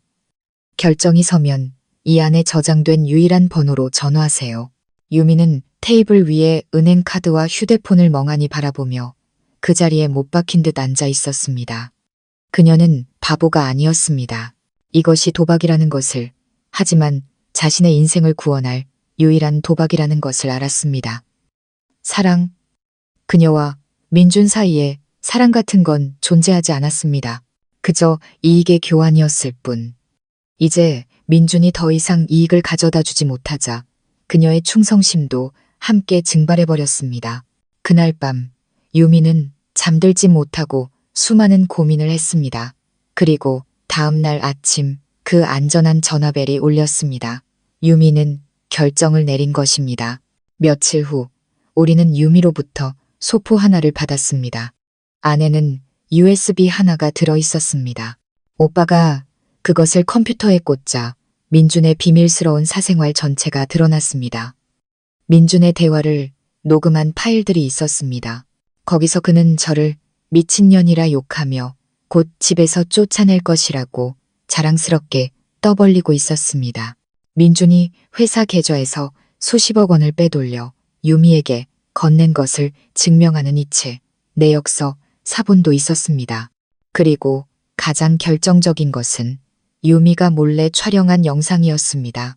영상 속에서 민준은 술에 취해 유미에게 고백하고 있었습니다. 자신은 단 한 번도 저를 사랑한 적이 없으며 단지 당시 저희 집안의 배경이 자신의 성공에 도움이 될 것 같아 결혼했다고, 그는 저의 똑똑하고 독립적인 면을 혐오한다고 말했습니다. 그것이 자신을 초라하게 만들었기 때문에 저를 때린 것은 저에게 분수를 알게 하고 길들이기 위함이었다고. 이 증거들을 손에 쥔 오빠는 희미하게 미소 지었습니다. 좋아. 버리는 말이 제 역할을 훌륭하게 해냈군. 저는 화면 속의 이미지들을 보며 아무런 감정도 느끼지 못했습니다. 더 이상 아프지 않았습니다. 그저 혐오스러울 뿐. 제가 청춘을 바쳐 헌신했던 남자가 이토록 비열하고 파렴치한 인간이었다니. 하지만 민주는 몰랐습니다. 그가 한때 제 등을 찌르기 위해 사용했던 칼날이 이제는 그의 애인에 의해 날카롭게 갈아져 치명적인 일격을 준비하고 있다는 사실을. 그물은 쳐졌고 사냥감은 희롱당하는 것을 넘어 이제 자신의 동족에 의해 덫으로 내몰리고 있었습니다. 유미로부터 결정적인 증거들을 확보한 후 오빠는 이제 마지막 일격을 가할 때가 되었다고 판단했습니다. 민주는 이 시점에서 거의 폐인이 되어 있었습니다. 회사는 부도 직전이었고 자신은 귀신에 씌인 듯한 공포 속에서 살고 있었습니다. 그는 이성과 냉정함을 모두 잃었습니다. 그가 스스로 모든 죄를 실토하게 만들기에 완벽한 타이밍이었습니다. 계획은 매우 정교하게 실행되었습니다. 오빠의 부하들이 사이버 보안 회사 직원으로 위장해 민준에게 접근했습니다. 그들은 성진건설이 겪고 있는 문제에 대해 들었으며 배후에서 이 모든 것을 조종하는 자를 찾아줄 수 있다고 말했습니다. 공황 상태에 빠져 있던 민준은 지푸라기라도 잡는 심정으로 일말의 의심도 없이 즉시 동의했습니다. 바로 다음 날 전문가팀 이민준의 사무실과 집을 방문해 감시 시스템을 점검하고 새로운 보안 시스템을 설치해 주었습니다. 실제로는 그 누구도 상상할 수 없는 위치에 최첨단 도청 장치와 초소형 카메라들을 비밀리에 설치한 것이었습니다. 책상 및 펜꽂이 안, 그리고 거실 벽에 걸린 그림 액자 속에까지 이제 민준의 삶의 모든 구석이 우리의 감시 아래 놓였습니다. 덫은 설치되었고 사냥감이 스스로 머리를 들이밀기만 기다리면 되었습니다. 그리고 민준은 우리의 기대를 저버리지 않았습니다. 경계심을 완전히 풀어버린 그는 자신의 본성을 드러내기 시작했습니다. 그는 더 이상 외부인 앞에서 자신의 광기와 악랄함을 숨길 필요가 없었습니다. 그와 시어머니의 대화는 그들 범죄의 가장 생생한 증거가 되었습니다. 어느 날 저녁 술에 취한 민주는 거실 소파에 앉아 테이블을 내리치며 시어머니에게 소리쳤습니다. 보세요, 어머니. 틀림없이 누군가 저를 음해하고 있어요. 모든 게 저한테 불리하게 돌아가고 있다고요. 하지만 전 지지 않을 겁니다. 이미 다 준비해놨어요. 사람 시켜서 서연이 그년이 다른 놈이랑 붙어먹는 사진 몇 장 만들어놨어요. 법정에서 터뜨릴 겁니다. 그때도 그년이 고개 빳빳이 들고 다닐 수 있는지 보자고요. 제가 온 세상 사람들한테 전연이 바람나서 집 나간 파렴치한 년이라는 걸 증명할 겁니다. 저런 년은 애 키울 자격도 재산 한 푼 받을 자격도 없어요. 시어머니는 옆에서 말리기는커녕 맞장구를 쳤습니다. 그래, 아들아, 그렇게 해야지. 사회에서 완전히 매장시켜버려야 해. 배신자 같은 년은 절대 행복하게 살게 둬선 안 돼. 나도 생각해봤는데 소송에서 이기면 우리도 명예훼손으로 거액의 위자료를 청구하자. 그래서 길바닥에 나앉아 구걸하게 만들어야 해. 그들의 모든 대화, 그 비열한 음모는 한마디도 빠짐없이 기록되었습니다. 저는 영상을 보며 주먹을 꽉 쥐었습니다. 인간의 잔인함에는 끝이 없었습니다. 그들은 저를 빈손으로 내쫓는 것을 넘어 제 인생 전체를 파괴하고 벼랑 끝으로 밀어 넣으려 했습니다. 하지만 그들은 자신들의 말이 스스로를 묻을 깊은 무덤을 파고 있다는 사실을 몰랐습니다. 오빠는 그저 침묵했습니다. 그의 눈에 만족스러운 빛이 스쳤습니다. 그는 부하 최 실장에게 신호를 보냈습니다.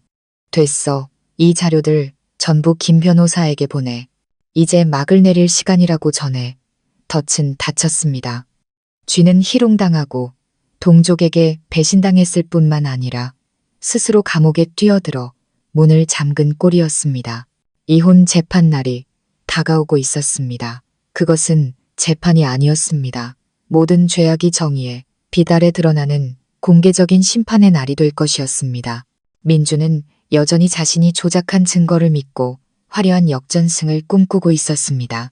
그가 곧 자신의 인생에서 가장 끔찍한 악몽, 바로 그 자신이 만들어낸 악몽과 마주하게 될 것이라는 사실을 까맣게 모른 채 마침내 재판날이 밝았습니다. 그날 서울의 하늘은 사건의 당사자들 마음처럼 무겁고 잿빛이었습니다. 저는 짙은 네이비색 정장을 입고 최대한 침착하고 강인한 모습을 유지하려 애썼습니다. 오빠는 동행하지 않았습니다. 자신의 등장이 불필요한 논란을 일으키는 것을 원치 않는다고 했습니다. 하지만 저는 알고 있었습니다. 오빠가 보이지 않는 곳에서 저를 지켜보고 보호하고 있다는 것을. 엄숙하고 차가운 법정 안으로 들어서자 민준과 시어머니가 피고석에 앉아 있는 것이 보였습니다. 민준은 훨씬 더 마르고 초췌해 보였지만 저를 보는 그의 눈에는 여전히 증오와 함께 이해할 수 없는 자신감이 서려 있었습니다. 시어머니는 옆에서 비통한 표정을 지으며 연신 손수건으로 눈가를 훔쳤습니다. 그들은 마지막 순간까지 연기하고 있었습니다. 훤칠하고 자신감 넘쳐 보이는 민준의 변호사는 서류를 뒤적이며 민준의 귀에 무언가 속삭였습니다. 아주 승산이 있다는 듯이 재판이 시작되었고 민준 측이 먼저 변론을 시작했습니다. 그의 변호사가 일어나 비극적인 소설을 읊기 시작했습니다. 자신의 의뢰인 박민준 씨는 모범적인 남편이자 자상한 아버지였으며 가정을 위해 모든 것을 희생했다고. 하지만 그 희생에 대한 보답은 아내의 고통스러운 배신이었다고. 그리고 그는 증거들을 제출하기 시작했습니다. 처음에는 제가 다른 남성들과 저녁을 먹거나 커피를 마시는 모습이 찍힌 파파라치 사진들이었습니다. 사실 그들은 모두 저의 옛 사업 파트너들로 다시 일을 시작할 기회를 찾기 위해 안부를 묻고 조언을 구하던 자리였습니다. 하지만 민준이 고용한 사람들의 카메라와 변호사의 왜곡된 설명을 통해 평범한 만남들은 순식간에 은밀한 미래가 되었습니다. 앞권은 조잡하게 포토샵된 몇 장의 사진이었습니다. 제 얼굴을 다른 여성의 몸에 합성하여 낯선 남자와 선정적인 포즈를 취하고 있는 사진. 변호사는 목소리를 높여 선언했습니다. 존경하는 재판장님, 이것은 피고의 아내가 외도를 하고 남편과 자식을 배신했다는 명백한 증거입니다. 이것이야말로 이 결혼이 파탄에 이르게 된 근본적인 원인입니다. 민주는 피고석에서 고개를 숙인 채 어깨를 떨며 아내에게 배신당한 비련의 남편 역할을 완벽하게 소화했습니다. 시어머니는 흐느끼기 시작했습니다. 법정은 수군거리는 소리로 가득 찼고 몇몇 동정의 눈길이 민준을 향했습니다. 그들의 연극은 효과가 있는 듯 보였습니다.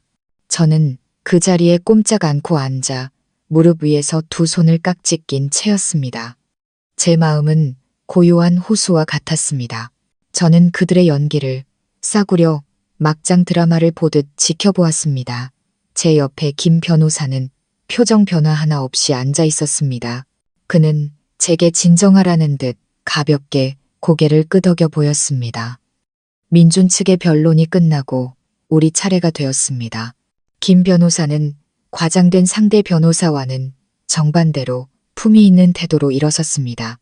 그는 성급하게 저열한 비방에 반박하는 대신 재판부를 향해 서류철 하나를 정중하게 제출했습니다. 존경하는 재판장님, 다른 문제에 앞서 이 결혼이 회복 불가능한 상태에 이르게 된 진짜 원인을 먼저 명확히 하고자 합니다. 그는 헛기침을 한 번 하고는 단호한 목소리로 말을 이었습니다. 그 원인은 바로 가정폭력입니다. 그는 제 상해 진단서를 법정에 제출했습니다. 상해 등급 4주. 법정은 다시 한번 술렁였습니다. 재판장은 진단서를 살펴본 후 얼굴이 엄격하게 굳어졌습니다. 그는 민준을 신문하는 듯한 눈빛으로 쳐다봤습니다. 민준의 변호사가 즉시 일어나 반박했습니다. 존경하는 재판장님, 이것은 명백한 무고입니다. 이 상처들은 원고가 스스로 자해를 했거나 혹은 넘어져서 생겼을 수도 있습니다. 제 의뢰인이 폭력을 행사했다는 증거는 어디에도 없습니다. 민준도 억울하다는 표정으로 고개를 연신 끄덕였습니다. 저는 아내를 때린 적이 없습니다. 재판장님, 저는 아내를 무척 사랑합니다. 김 변호사가 희미하게 미소 지었습니다. 그러십니까? 그렇다면 다음 증거들을 함께 보시죠. 그는 법원 서기에게 신호를 보냈습니다. 법정의 대형 스크린이 켜졌습니다. 하지만 화면에 나타난 것은 민준이 두려워하던 그런 것들이 아니었습니다. 이것은 서막에 불과했습니다. 진짜 전쟁, 결정적인 일격은 아직 남아 있었습니다. 민준은 자신이 준비된 덫 안으로 스스로 걸어 들어가고 있다는 사실을, 그리고 그의 모든 부인이 자신의 몰락을 더욱 비참하게 만들 뿐이라는 것을 아직 모르고 있었습니다. 대형 스크린이 밝아지고 가장 먼저 나타난 것은 민준의 개인 계좌와 성진건설법인 계좌의 은행거래 내역서였습니다. 김 변호사는 레이저 포인터로 화면의 숫자들을 가리키며 그의 목소리가 법정 전체에 명확하고 단호하게 울려 퍼졌습니다. 존경하는 재판장님, 보시는 바와 같이 지난 3년간 수억 원에 달하는 거액의 자금이 회사 계좌에서 황유미라는 개인의 계좌로 꾸준히 이체되었습니다. 그리고 이것은, 그는 다음 슬라이드로 넘겼습니다. 성진건설에서 황유미 씨의 직책은 상무비서이며 월급은 150만 원이라는 근로계약서입니다. 여기서 질문이 생깁니다. 월급 150만 원의 비서가 어떻게 회사로부터 이렇게 거액의 돈을 정기적으로 받을 수 있었을까요? 이것이 단순한 회사 자금 횡령일까요? 아니면 그보다 더 은밀한 관계가 있었던 걸까요? 민준의 얼굴이 하얗게 질렸습니다. 그는 자신의 비밀스러운 관계가 이렇게까지 상세하고 명확하게 드러날 줄은 상상도 못했습니다. 그의 변호사가 허둥지둥 일어나 더듬거렸습니다. 재판장님, 이것은 업무상 필요한 가불금이나 대외 활동비일 수 있습니다. 제 의뢰인은 결백합니다. 김 변호사가 비웃었습니다. 대외 활동비요. 그렇다면 그 대외 활동비가 어디에 쓰였는지 한번 보시죠. 화면이 다시 바뀌었습니다. 이번에는 강남의 고급 오피스텔 매매 계약서와 고급 외제차 등록증 사진이었습니다. 두 자산 모두 황유미의 명의로 되어 있었습니다. 5억 원짜리 오피스텔과 2억 원에 가까운 차. 아무리 생각해도 이렇게 거액의 대외 활동비는 존재할 수 없을 것 같습니다.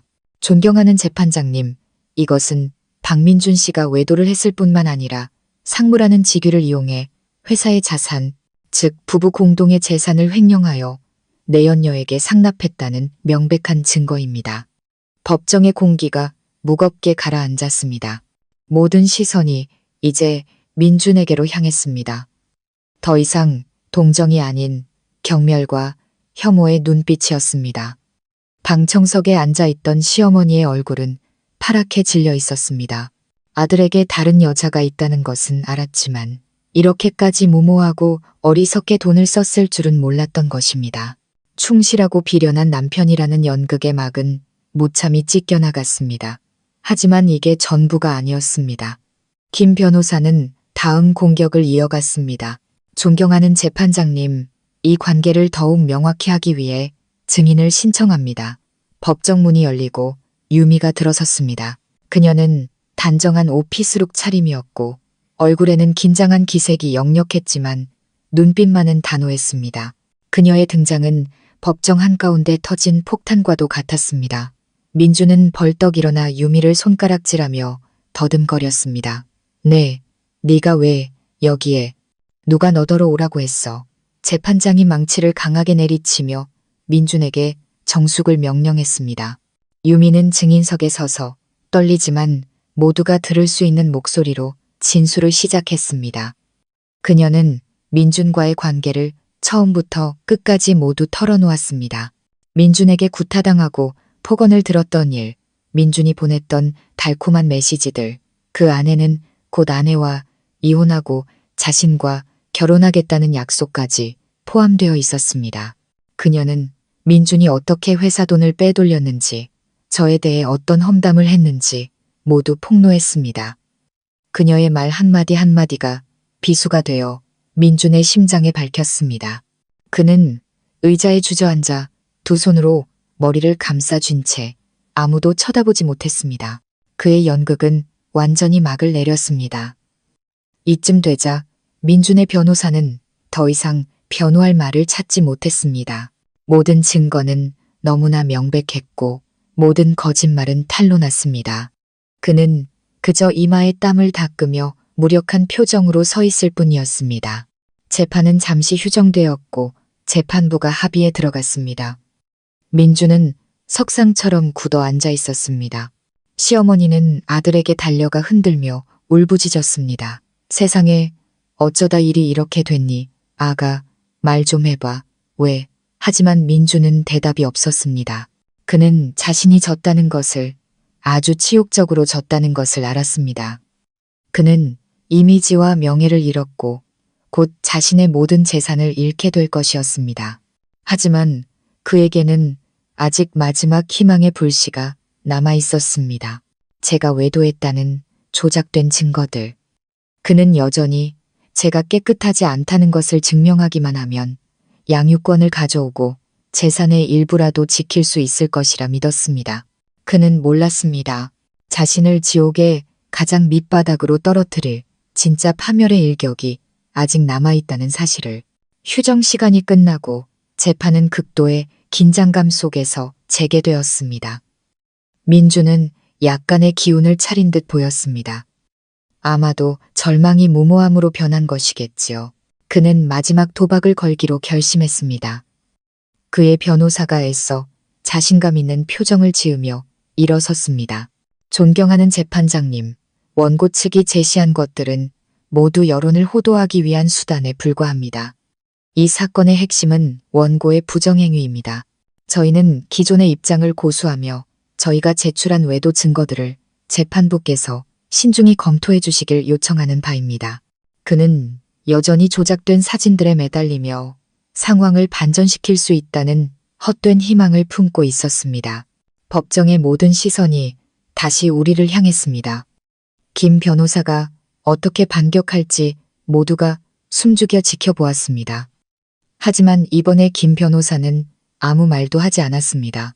그는 그저 법원 서기에게 신호를 보냈고 대형 스크린이 다시 한번 켜졌습니다. 하지만 이번에 화면에 나타난 것은 딱딱한 서류가 아닌 영상이었습니다. 민준의 저택 거실 전체를 조망하는 천장 각도에서 몰래 촬영된 영상. 영상이 시작되자 술과 분노로 얼굴이 시뻘개진 민준이 소파에 앉아있는 모습이 나타났습니다. 맞은편에는 시어머니가 앉아 있었고 민준의 분노에 찬 목소리가 울려 퍼졌습니다. 바로 저와 오빠가 도청장치를 통해 들었던 그 대화였습니다. 보세요, 어머니. 틀림없이 누군가 저를 음해하고 있어요. 모든 게 저한테 불리하게 돌아가고 있다고요. 하지만 전 지지 않을 겁니다. 이미 다 준비해놨어요.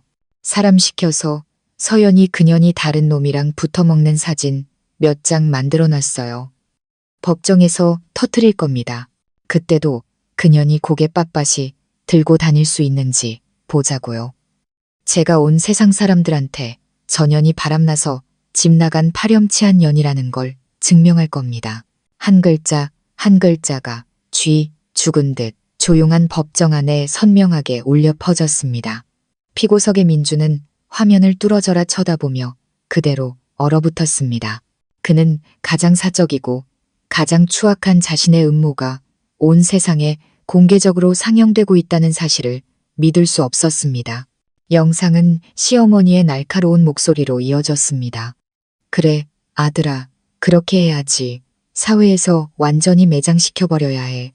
배신자 같은 년은 절대 행복하게 살게 둬선 안 돼. 스스로 자백한 더 이상 부인할 수 없는 증거.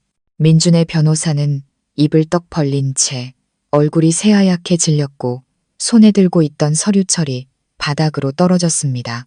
그의 연극, 그의 옹변은 이제 우스꽝스러운 광대노름이 되어버렸습니다. 하지만 악몽은 아직 끝나지 않았습니다. 김 변호사가 다시 한번 신호를 보내자 화면은 다른 영상으로 바뀌었습니다. 이번에는 민준의 사무실이었습니다. 여전히 민준이었지만 좀 더 제정신인 상태의 민준이었습니다. 그는 자신의 변호사와 대화하고 있었습니다. 어떤 방법을 쓰든 상관없어. 가짜 증거라도 좋으니까 무조건 전연을 이겨야 해. 난 전연이 빈손으로 쫓겨나고 양육권도 뺏기는 꼴을 봐야겠어. 돈은 얼마가 들든 상관없으니 그렇게 만들어. 조작과 무고의 모든 음모가 이보다 더 잔인할 수 없을 만큼 적나라하게 벗겨졌습니다.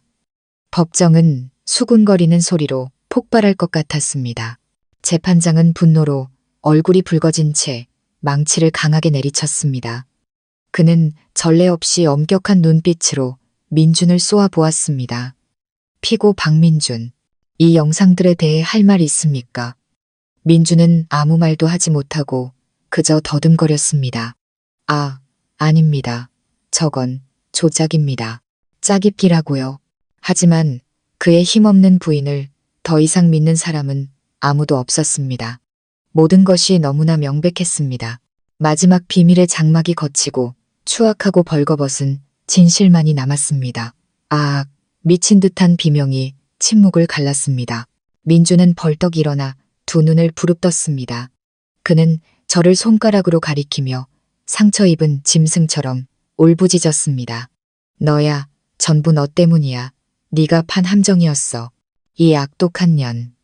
그는 저를 잡아먹을 듯이 달려들었지만 법정 경위들이 재빨리 그를 제압했습니다. 민주는 발버둥치며 끊임없이 욕설을 퍼붓고 소리 질렀습니다.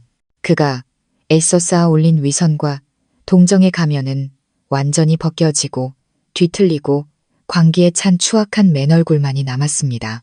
아들이 체포되고 가문의 모든 음모가 탄로나는 것을 목격한 시어머니는 결국 충격을 이기지 못하고 눈을 뒤집으며 그 자리에서 실신했습니다. 법정은 순식간에 아수라장이 되었습니다. 재판장은 질서를 회복시키기 위해 계속해서 망치를 두드려야 했습니다. 저는 의자에 조용히 앉아 이 모든 광경을 아무런 감정의 동요 없이 지켜보았습니다. 모든 것이 끝났습니다. 마지막 연극의 막이 내렸고 아기는 스스로 자신의 가면을 벗어던졌습니다. 정의는 더디게 올지라도 결국에는 반드시 온다는 것을. 그리고 민준에게 내려질 판결은 법의 심판뿐만 아니라 양심의 심판이자 온 사회의 경멸이 될 것이었습니다. 민준이 법정 밖으로 끌려나가고 시어머니가 응급실로 실려간 후 재판은 마침내 재개될 수 있었습니다. 반박할 수 없는 증거들 앞에서 변론은 매우 신속하게 진행되었습니다. 민준의 변호사는 더 이상 변호할 말을 찾지 못하고 그저 고개를 숙여 패배를 인정했습니다. 재판부는 약 1시간 동안 합의를 거쳤습니다. 재판장이 다시 법정으로 돌아왔을 때 모두가 숨을 죽였습니다. 그는 자리에서 일어나 엄숙한 목소리로 최종 판결을 낭독하기 시작했습니다. 본 재판부는 사건 기록 및 법정에서 제시된 모든 증거를 검토한 결과 피고 박민준의 행위가 혼인 및 가족에 관한 법률을 위반했을 뿐만 아니라 형사 범죄의 혐의가 있는 매우 중대한 사안이라고 판단합니다. 이에 재판부는 다음과 같이 최종 판결합니다. 그는 잠시 말을 멈춘 후 또박또박 힘주어 읽어 내려갔습니다. 첫째, 원고 강서연의 이혼 청구를 인용한다. 원고 강서연과 피고 박민준의 혼인관계는 금일부로 공식적으로 해소되었음을 선언한다. 저는 안도의 한숨을 내쉬었습니다. 마침내 자유를 얻은 것입니다. 8년간의 지옥이 공식적으로 막을 내렸습니다. 둘째, 자녀에 대한 양육권은 원고 강서연에게 있으며 자녀 발견 후가만 18세가 될 때까지 직접 양육, 보호 및 교육할 권리와 의무를 가진다. 피고 박민준은 자녀가 대학을 졸업할 때까지 매월 300만 원의 양육비를 지급할 의무가 있다. 재판장은 계속했습니다. 셋째, 재산 분할에 관하여 피고 박민준의 가정폭력, 외도 및 혼인 파탄의 전적인 책임이 인정되므로 다음과 같이 분할한다. 현재 거주 중인 타워 팰리스 아파트는 자녀의 안정적인 주거 환경 보장을 위해 원고 강서연의 단독 소유로 한다. 모든 공동명의 은행 계좌의 잔고는 원고 70%, 피고 30%로 분할한다. 성진건설의 지분에 관해서는 현재 회사가 금융비리 혐의로 조사를 받고 있으므로 관계기관의 결론이 나온 후 법원에서 추가 판결을 내릴 것이다. 판결 하나하나가 민준의 인생과 커리어에 밝히는 대못과 같았습니다. 그는 모든 것을 잃었습니다. 아내, 아들, 그리고 거의 모든 재산까지. 하지만 최악은 아직 남아 있었습니다. 마지막으로 재판장은 엄격한 목소리로 말했습니다. 피고 박민준의 상해, 무고 및 증거 위조 행위는 형사 범죄 구성 요건을 충족한다고 판단되는 바, 본 재판부는 이 사건 기록 전체를 검찰로 이송하여 법률에 따라 수사 및 기소 절차를 진행하도록 명한다. 재판장의 망치가 단호하고 힘차게 책상을 내리치며 모든 것에 마침표를 찍었습니다. 제가 이겼습니다. 완벽한 승리였습니다. 저는 김 변호사를 돌아보며 고개 숙여 감사 인사를 전했습니다. 그는 따뜻하고 진심 어린 미소로 화답했습니다. 축하합니다, 서연 씨. 새로운 삶을 살 자격이 충분하십니다. 제가 법원을 나섰을 때 밖은 아수라장이었습니다. 기자들이 저를 둘러쌌고 수많은 카메라와 마이크가 제 얼굴을 향했습니다. 질문들이 빗발쳤습니다. 하지만 저는 더 이상 두렵지 않았습니다. 저는 허리를 꼿꼿이 펴고 그들을 똑바로 바라보며 차분하고 명확한 목소리로 말했습니다. 관심 가져주셔서 감사합니다. 진실은 법정에서 모두 밝혀졌습니다. 저는 사법부의 공정한 판단을 믿습니다. 이제부터 저는 아들과 함께 새로운 삶, 평온한 삶을 시작하고 싶을 뿐입니다. 말을 마친 저는 더 이상의 질문에 답하지 않고 발걸음을 옮겼습니다. 인파가 저절로 갈라지며 길을 터주었습니다. 그들의 눈빛은 더 이상 비난 섞인 호기심이 아니었습니다. 존중과 약간의 연민이 담겨 있었습니다. 그 후 민준 모자의 삶은 오빠가 말했던 현실의 지옥 그 자체였습니다. 성진건설은 즉시 세무조사를 받았고 공사비 횡령, 탈세, 뇌물 공여 등 수많은 비리가 드러나 결국 파산했습니다. 채권자들과 계약이 파기된 협력업체들이 벌떼처럼 몰려들었습니다. 민주는 상해, 무고, 그리고 여러 경제 범죄 혐의로 징역 7년형을 선고받았습니다.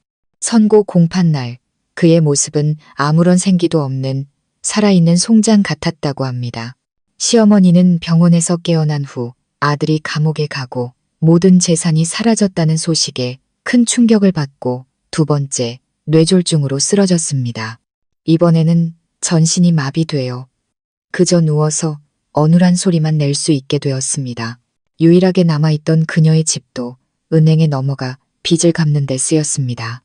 그녀는 여생을 요양원에서 고독과 후회 속에서 보내야 했습니다. 어떤 친척도 그녀를 찾아오지 않았다고 들었습니다. 그들은 스스로 자신들의 미래와 명예를 파괴한 것입니다. 인과응보는 빠르든 늦든 반드시 찾아옵니다. 그리고 그들의 가족에게는 너무나 빠르고 잔혹하게 찾아왔습니다. 저는 더 이상 통쾌함을 느끼지 않았습니다. 그저 마음이 평온해졌습니다. 모든 원한은 사라졌습니다. 제 인생의 낡은 한 챕터가 완전히 닫혔습니다. 이제 저는 빛과 희망만이 가득한 새로운 챕터를 써 내려가야 할 시간이었습니다.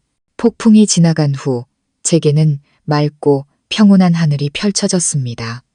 저는 제가 얻게 된 재산으로 화려하게 사는 삶을 택하지 않았습니다.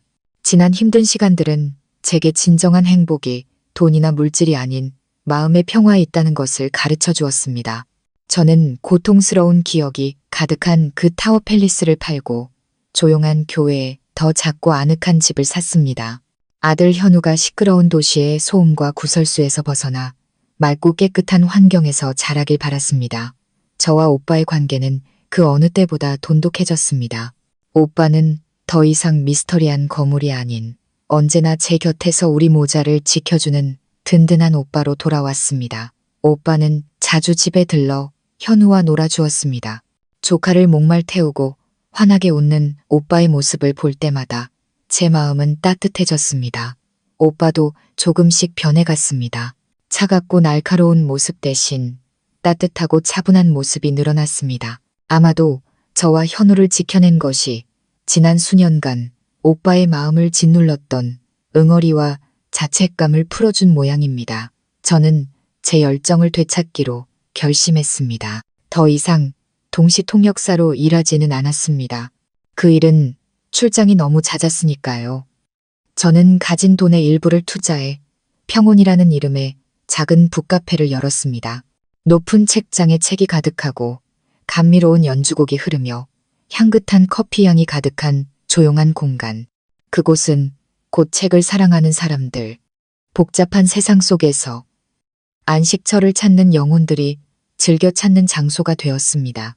저는 손님에게 직접 커피를 내려주고 좋은 책을 추천해 주거나 그저 한쪽 구석에 앉아 사람들을 바라보며 미소 짓는 것에서 소박한 기쁨을 찾았습니다. 제 삶은 잔잔하고 의미 있게 흘러갔습니다. 가끔 민준에 대한 소식이 들려왔습니다. 그는 모범수로 5년 만에 출소했지만 바깥 세상은 감옥보다 더 혹독했습니다. 가족도 돈도 직업도 없이 정과자라는 꼬리표까지 달린 그는 제대로 된 일자리를 구하지 못했습니다. 막노동을 전전하며 힘겹게 살아간다고 얼굴에는 항상 피로와 과거의 그림자가 어려 있다고 들었습니다. 어느 날 오후 그가 제 카페를 찾아왔습니다. 그는 멀리서 안을 들여다볼 뿐 차마 들어오지는 못했습니다.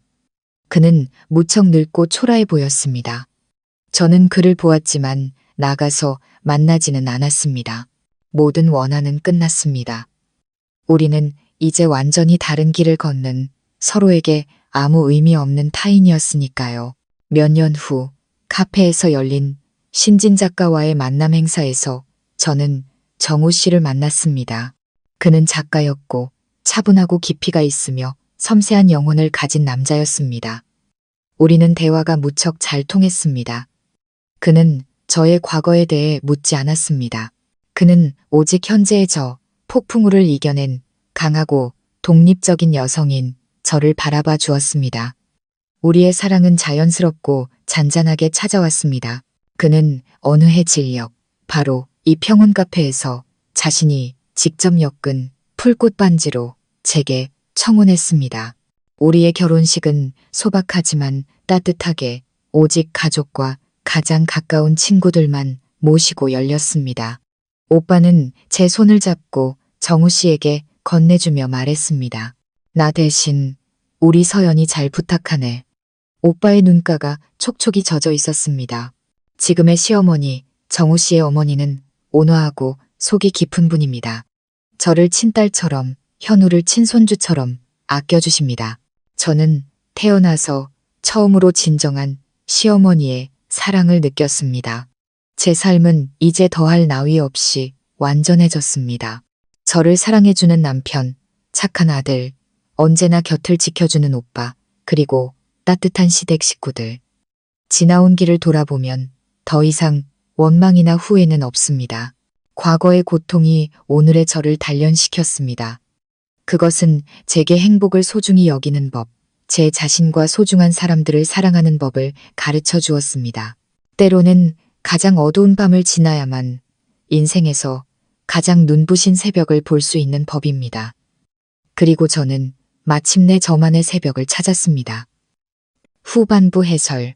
시청자 여러분, 주인공 서연 씨의 파란만장한 이야기가 막을 내렸을 때 저는 우리 모두의 마음속에 악인이 벌을 받고 선한 사람이 평화를 찾는 모습에서 오는 통쾌함과 만족감이 자리 잡았을 것이라 믿습니다.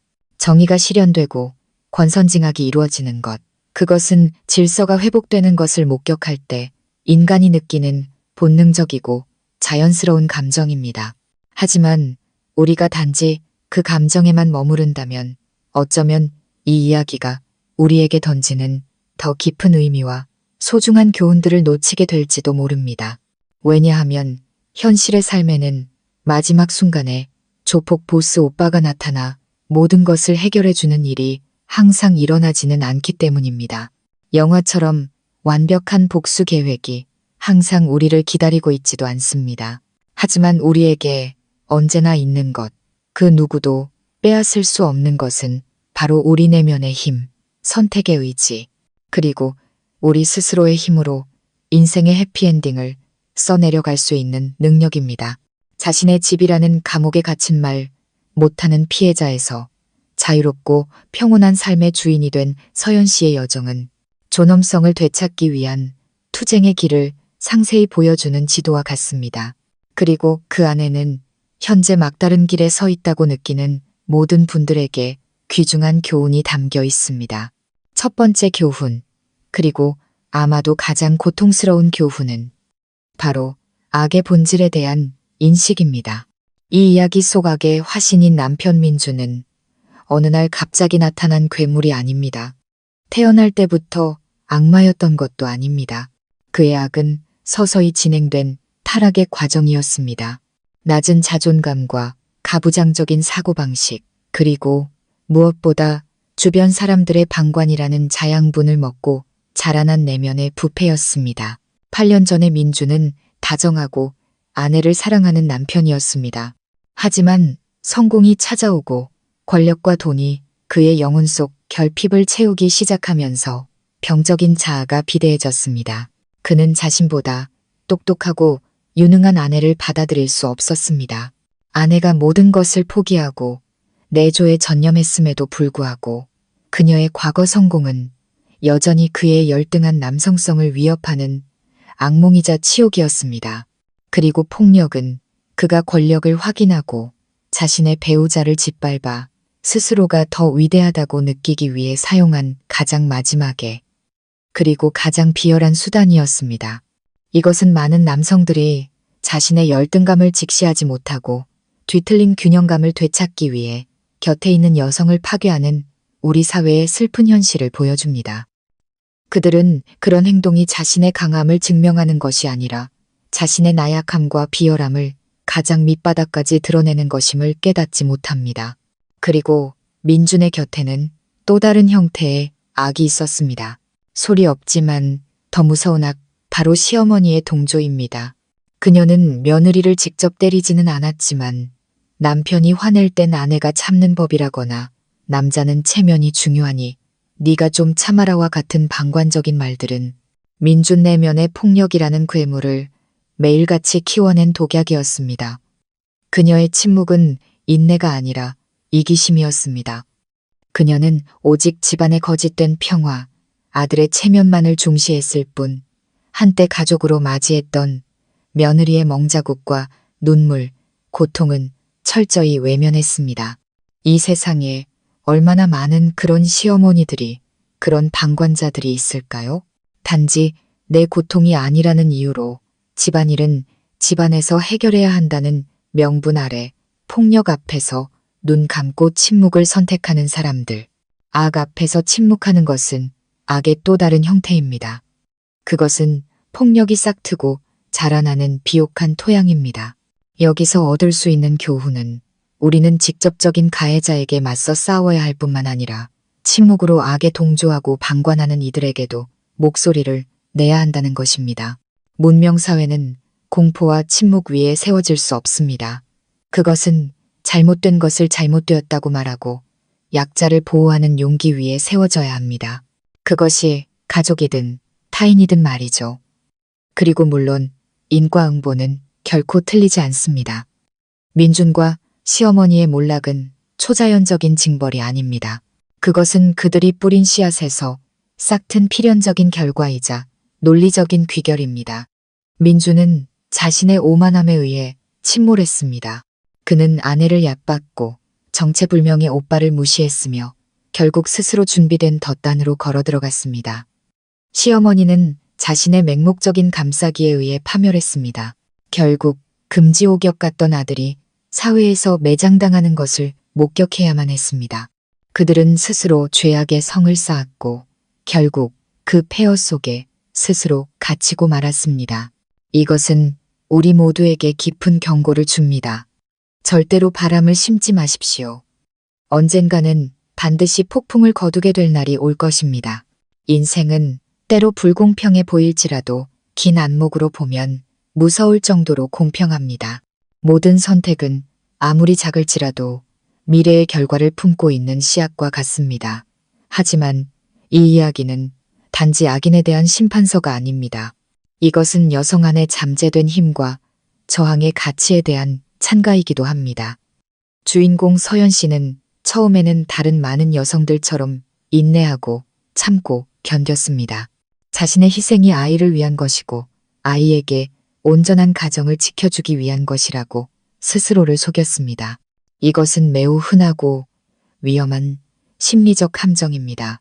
우리는 종종 자식에 대한 사랑을 명분으로 자신의 나약함을 정당화하고 독이 되는 결혼 생활을 감내합니다. 하지만 우리는 잊고 있습니다.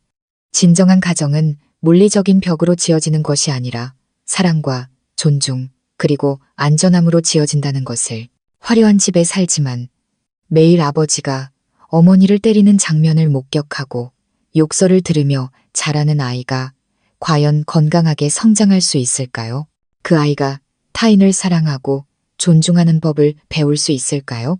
아니면 뒤틀린 영혼을 가진 채 자라나 미래의 또 다른 폭력의 피해자가 되거나 더 나쁘게는 부모의 비극을 되풀이하는 가해자가 될까요?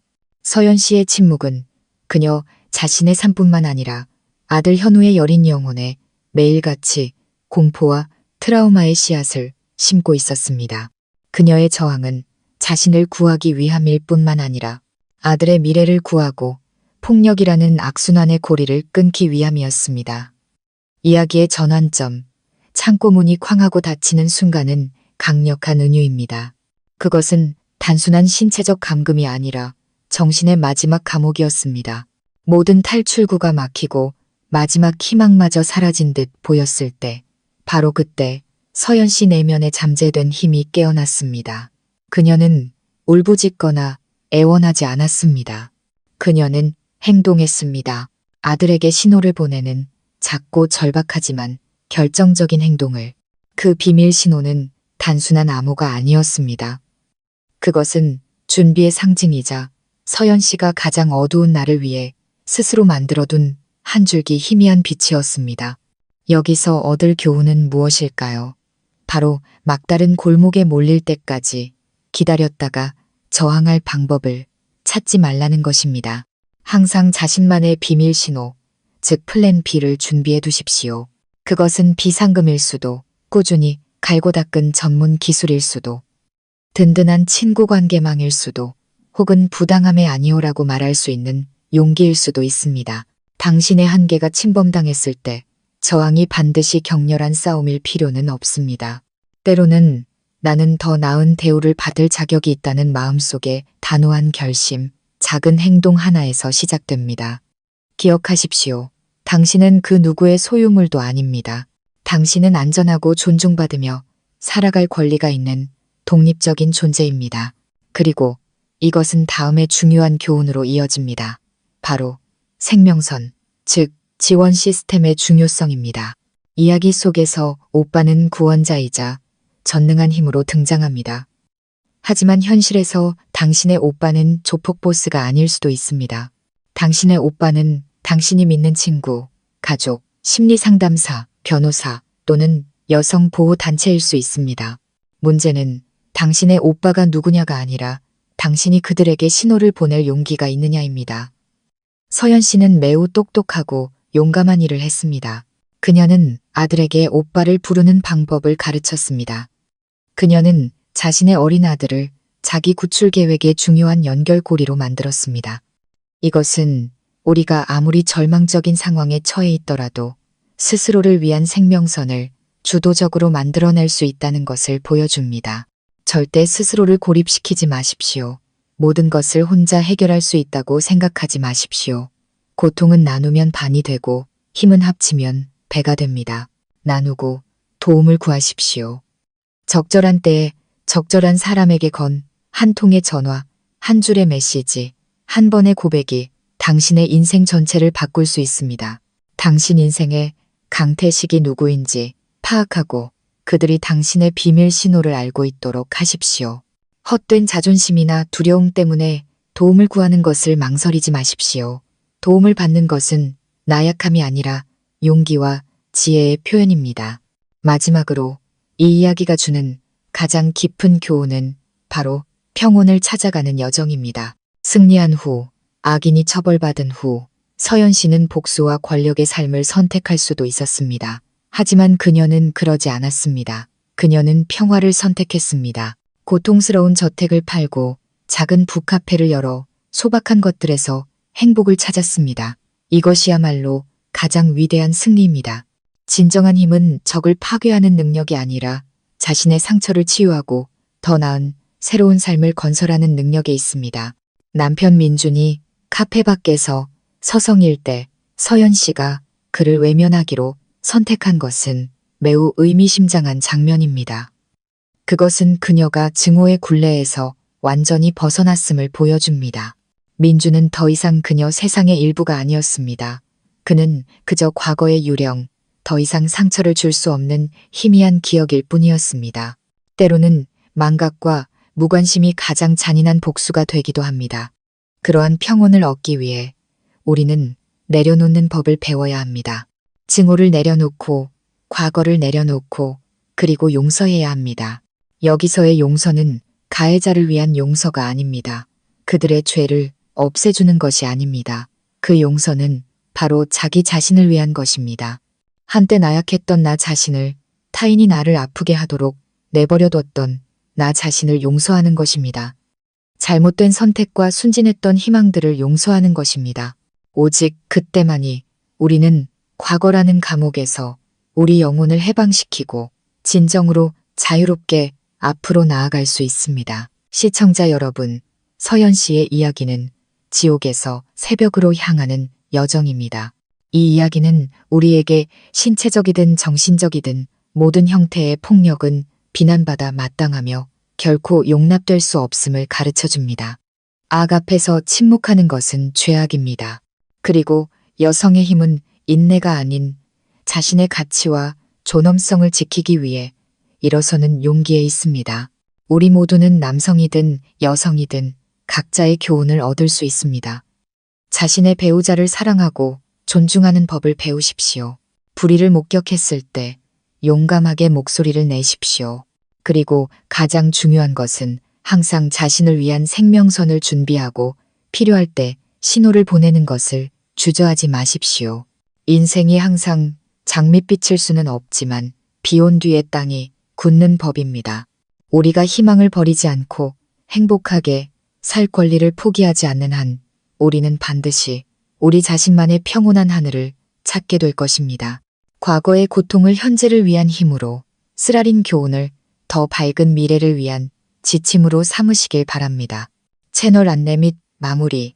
이 이야기 속 악의 화신인 남편은 어느 날 갑자기 나타난 괴물이 아닙니다.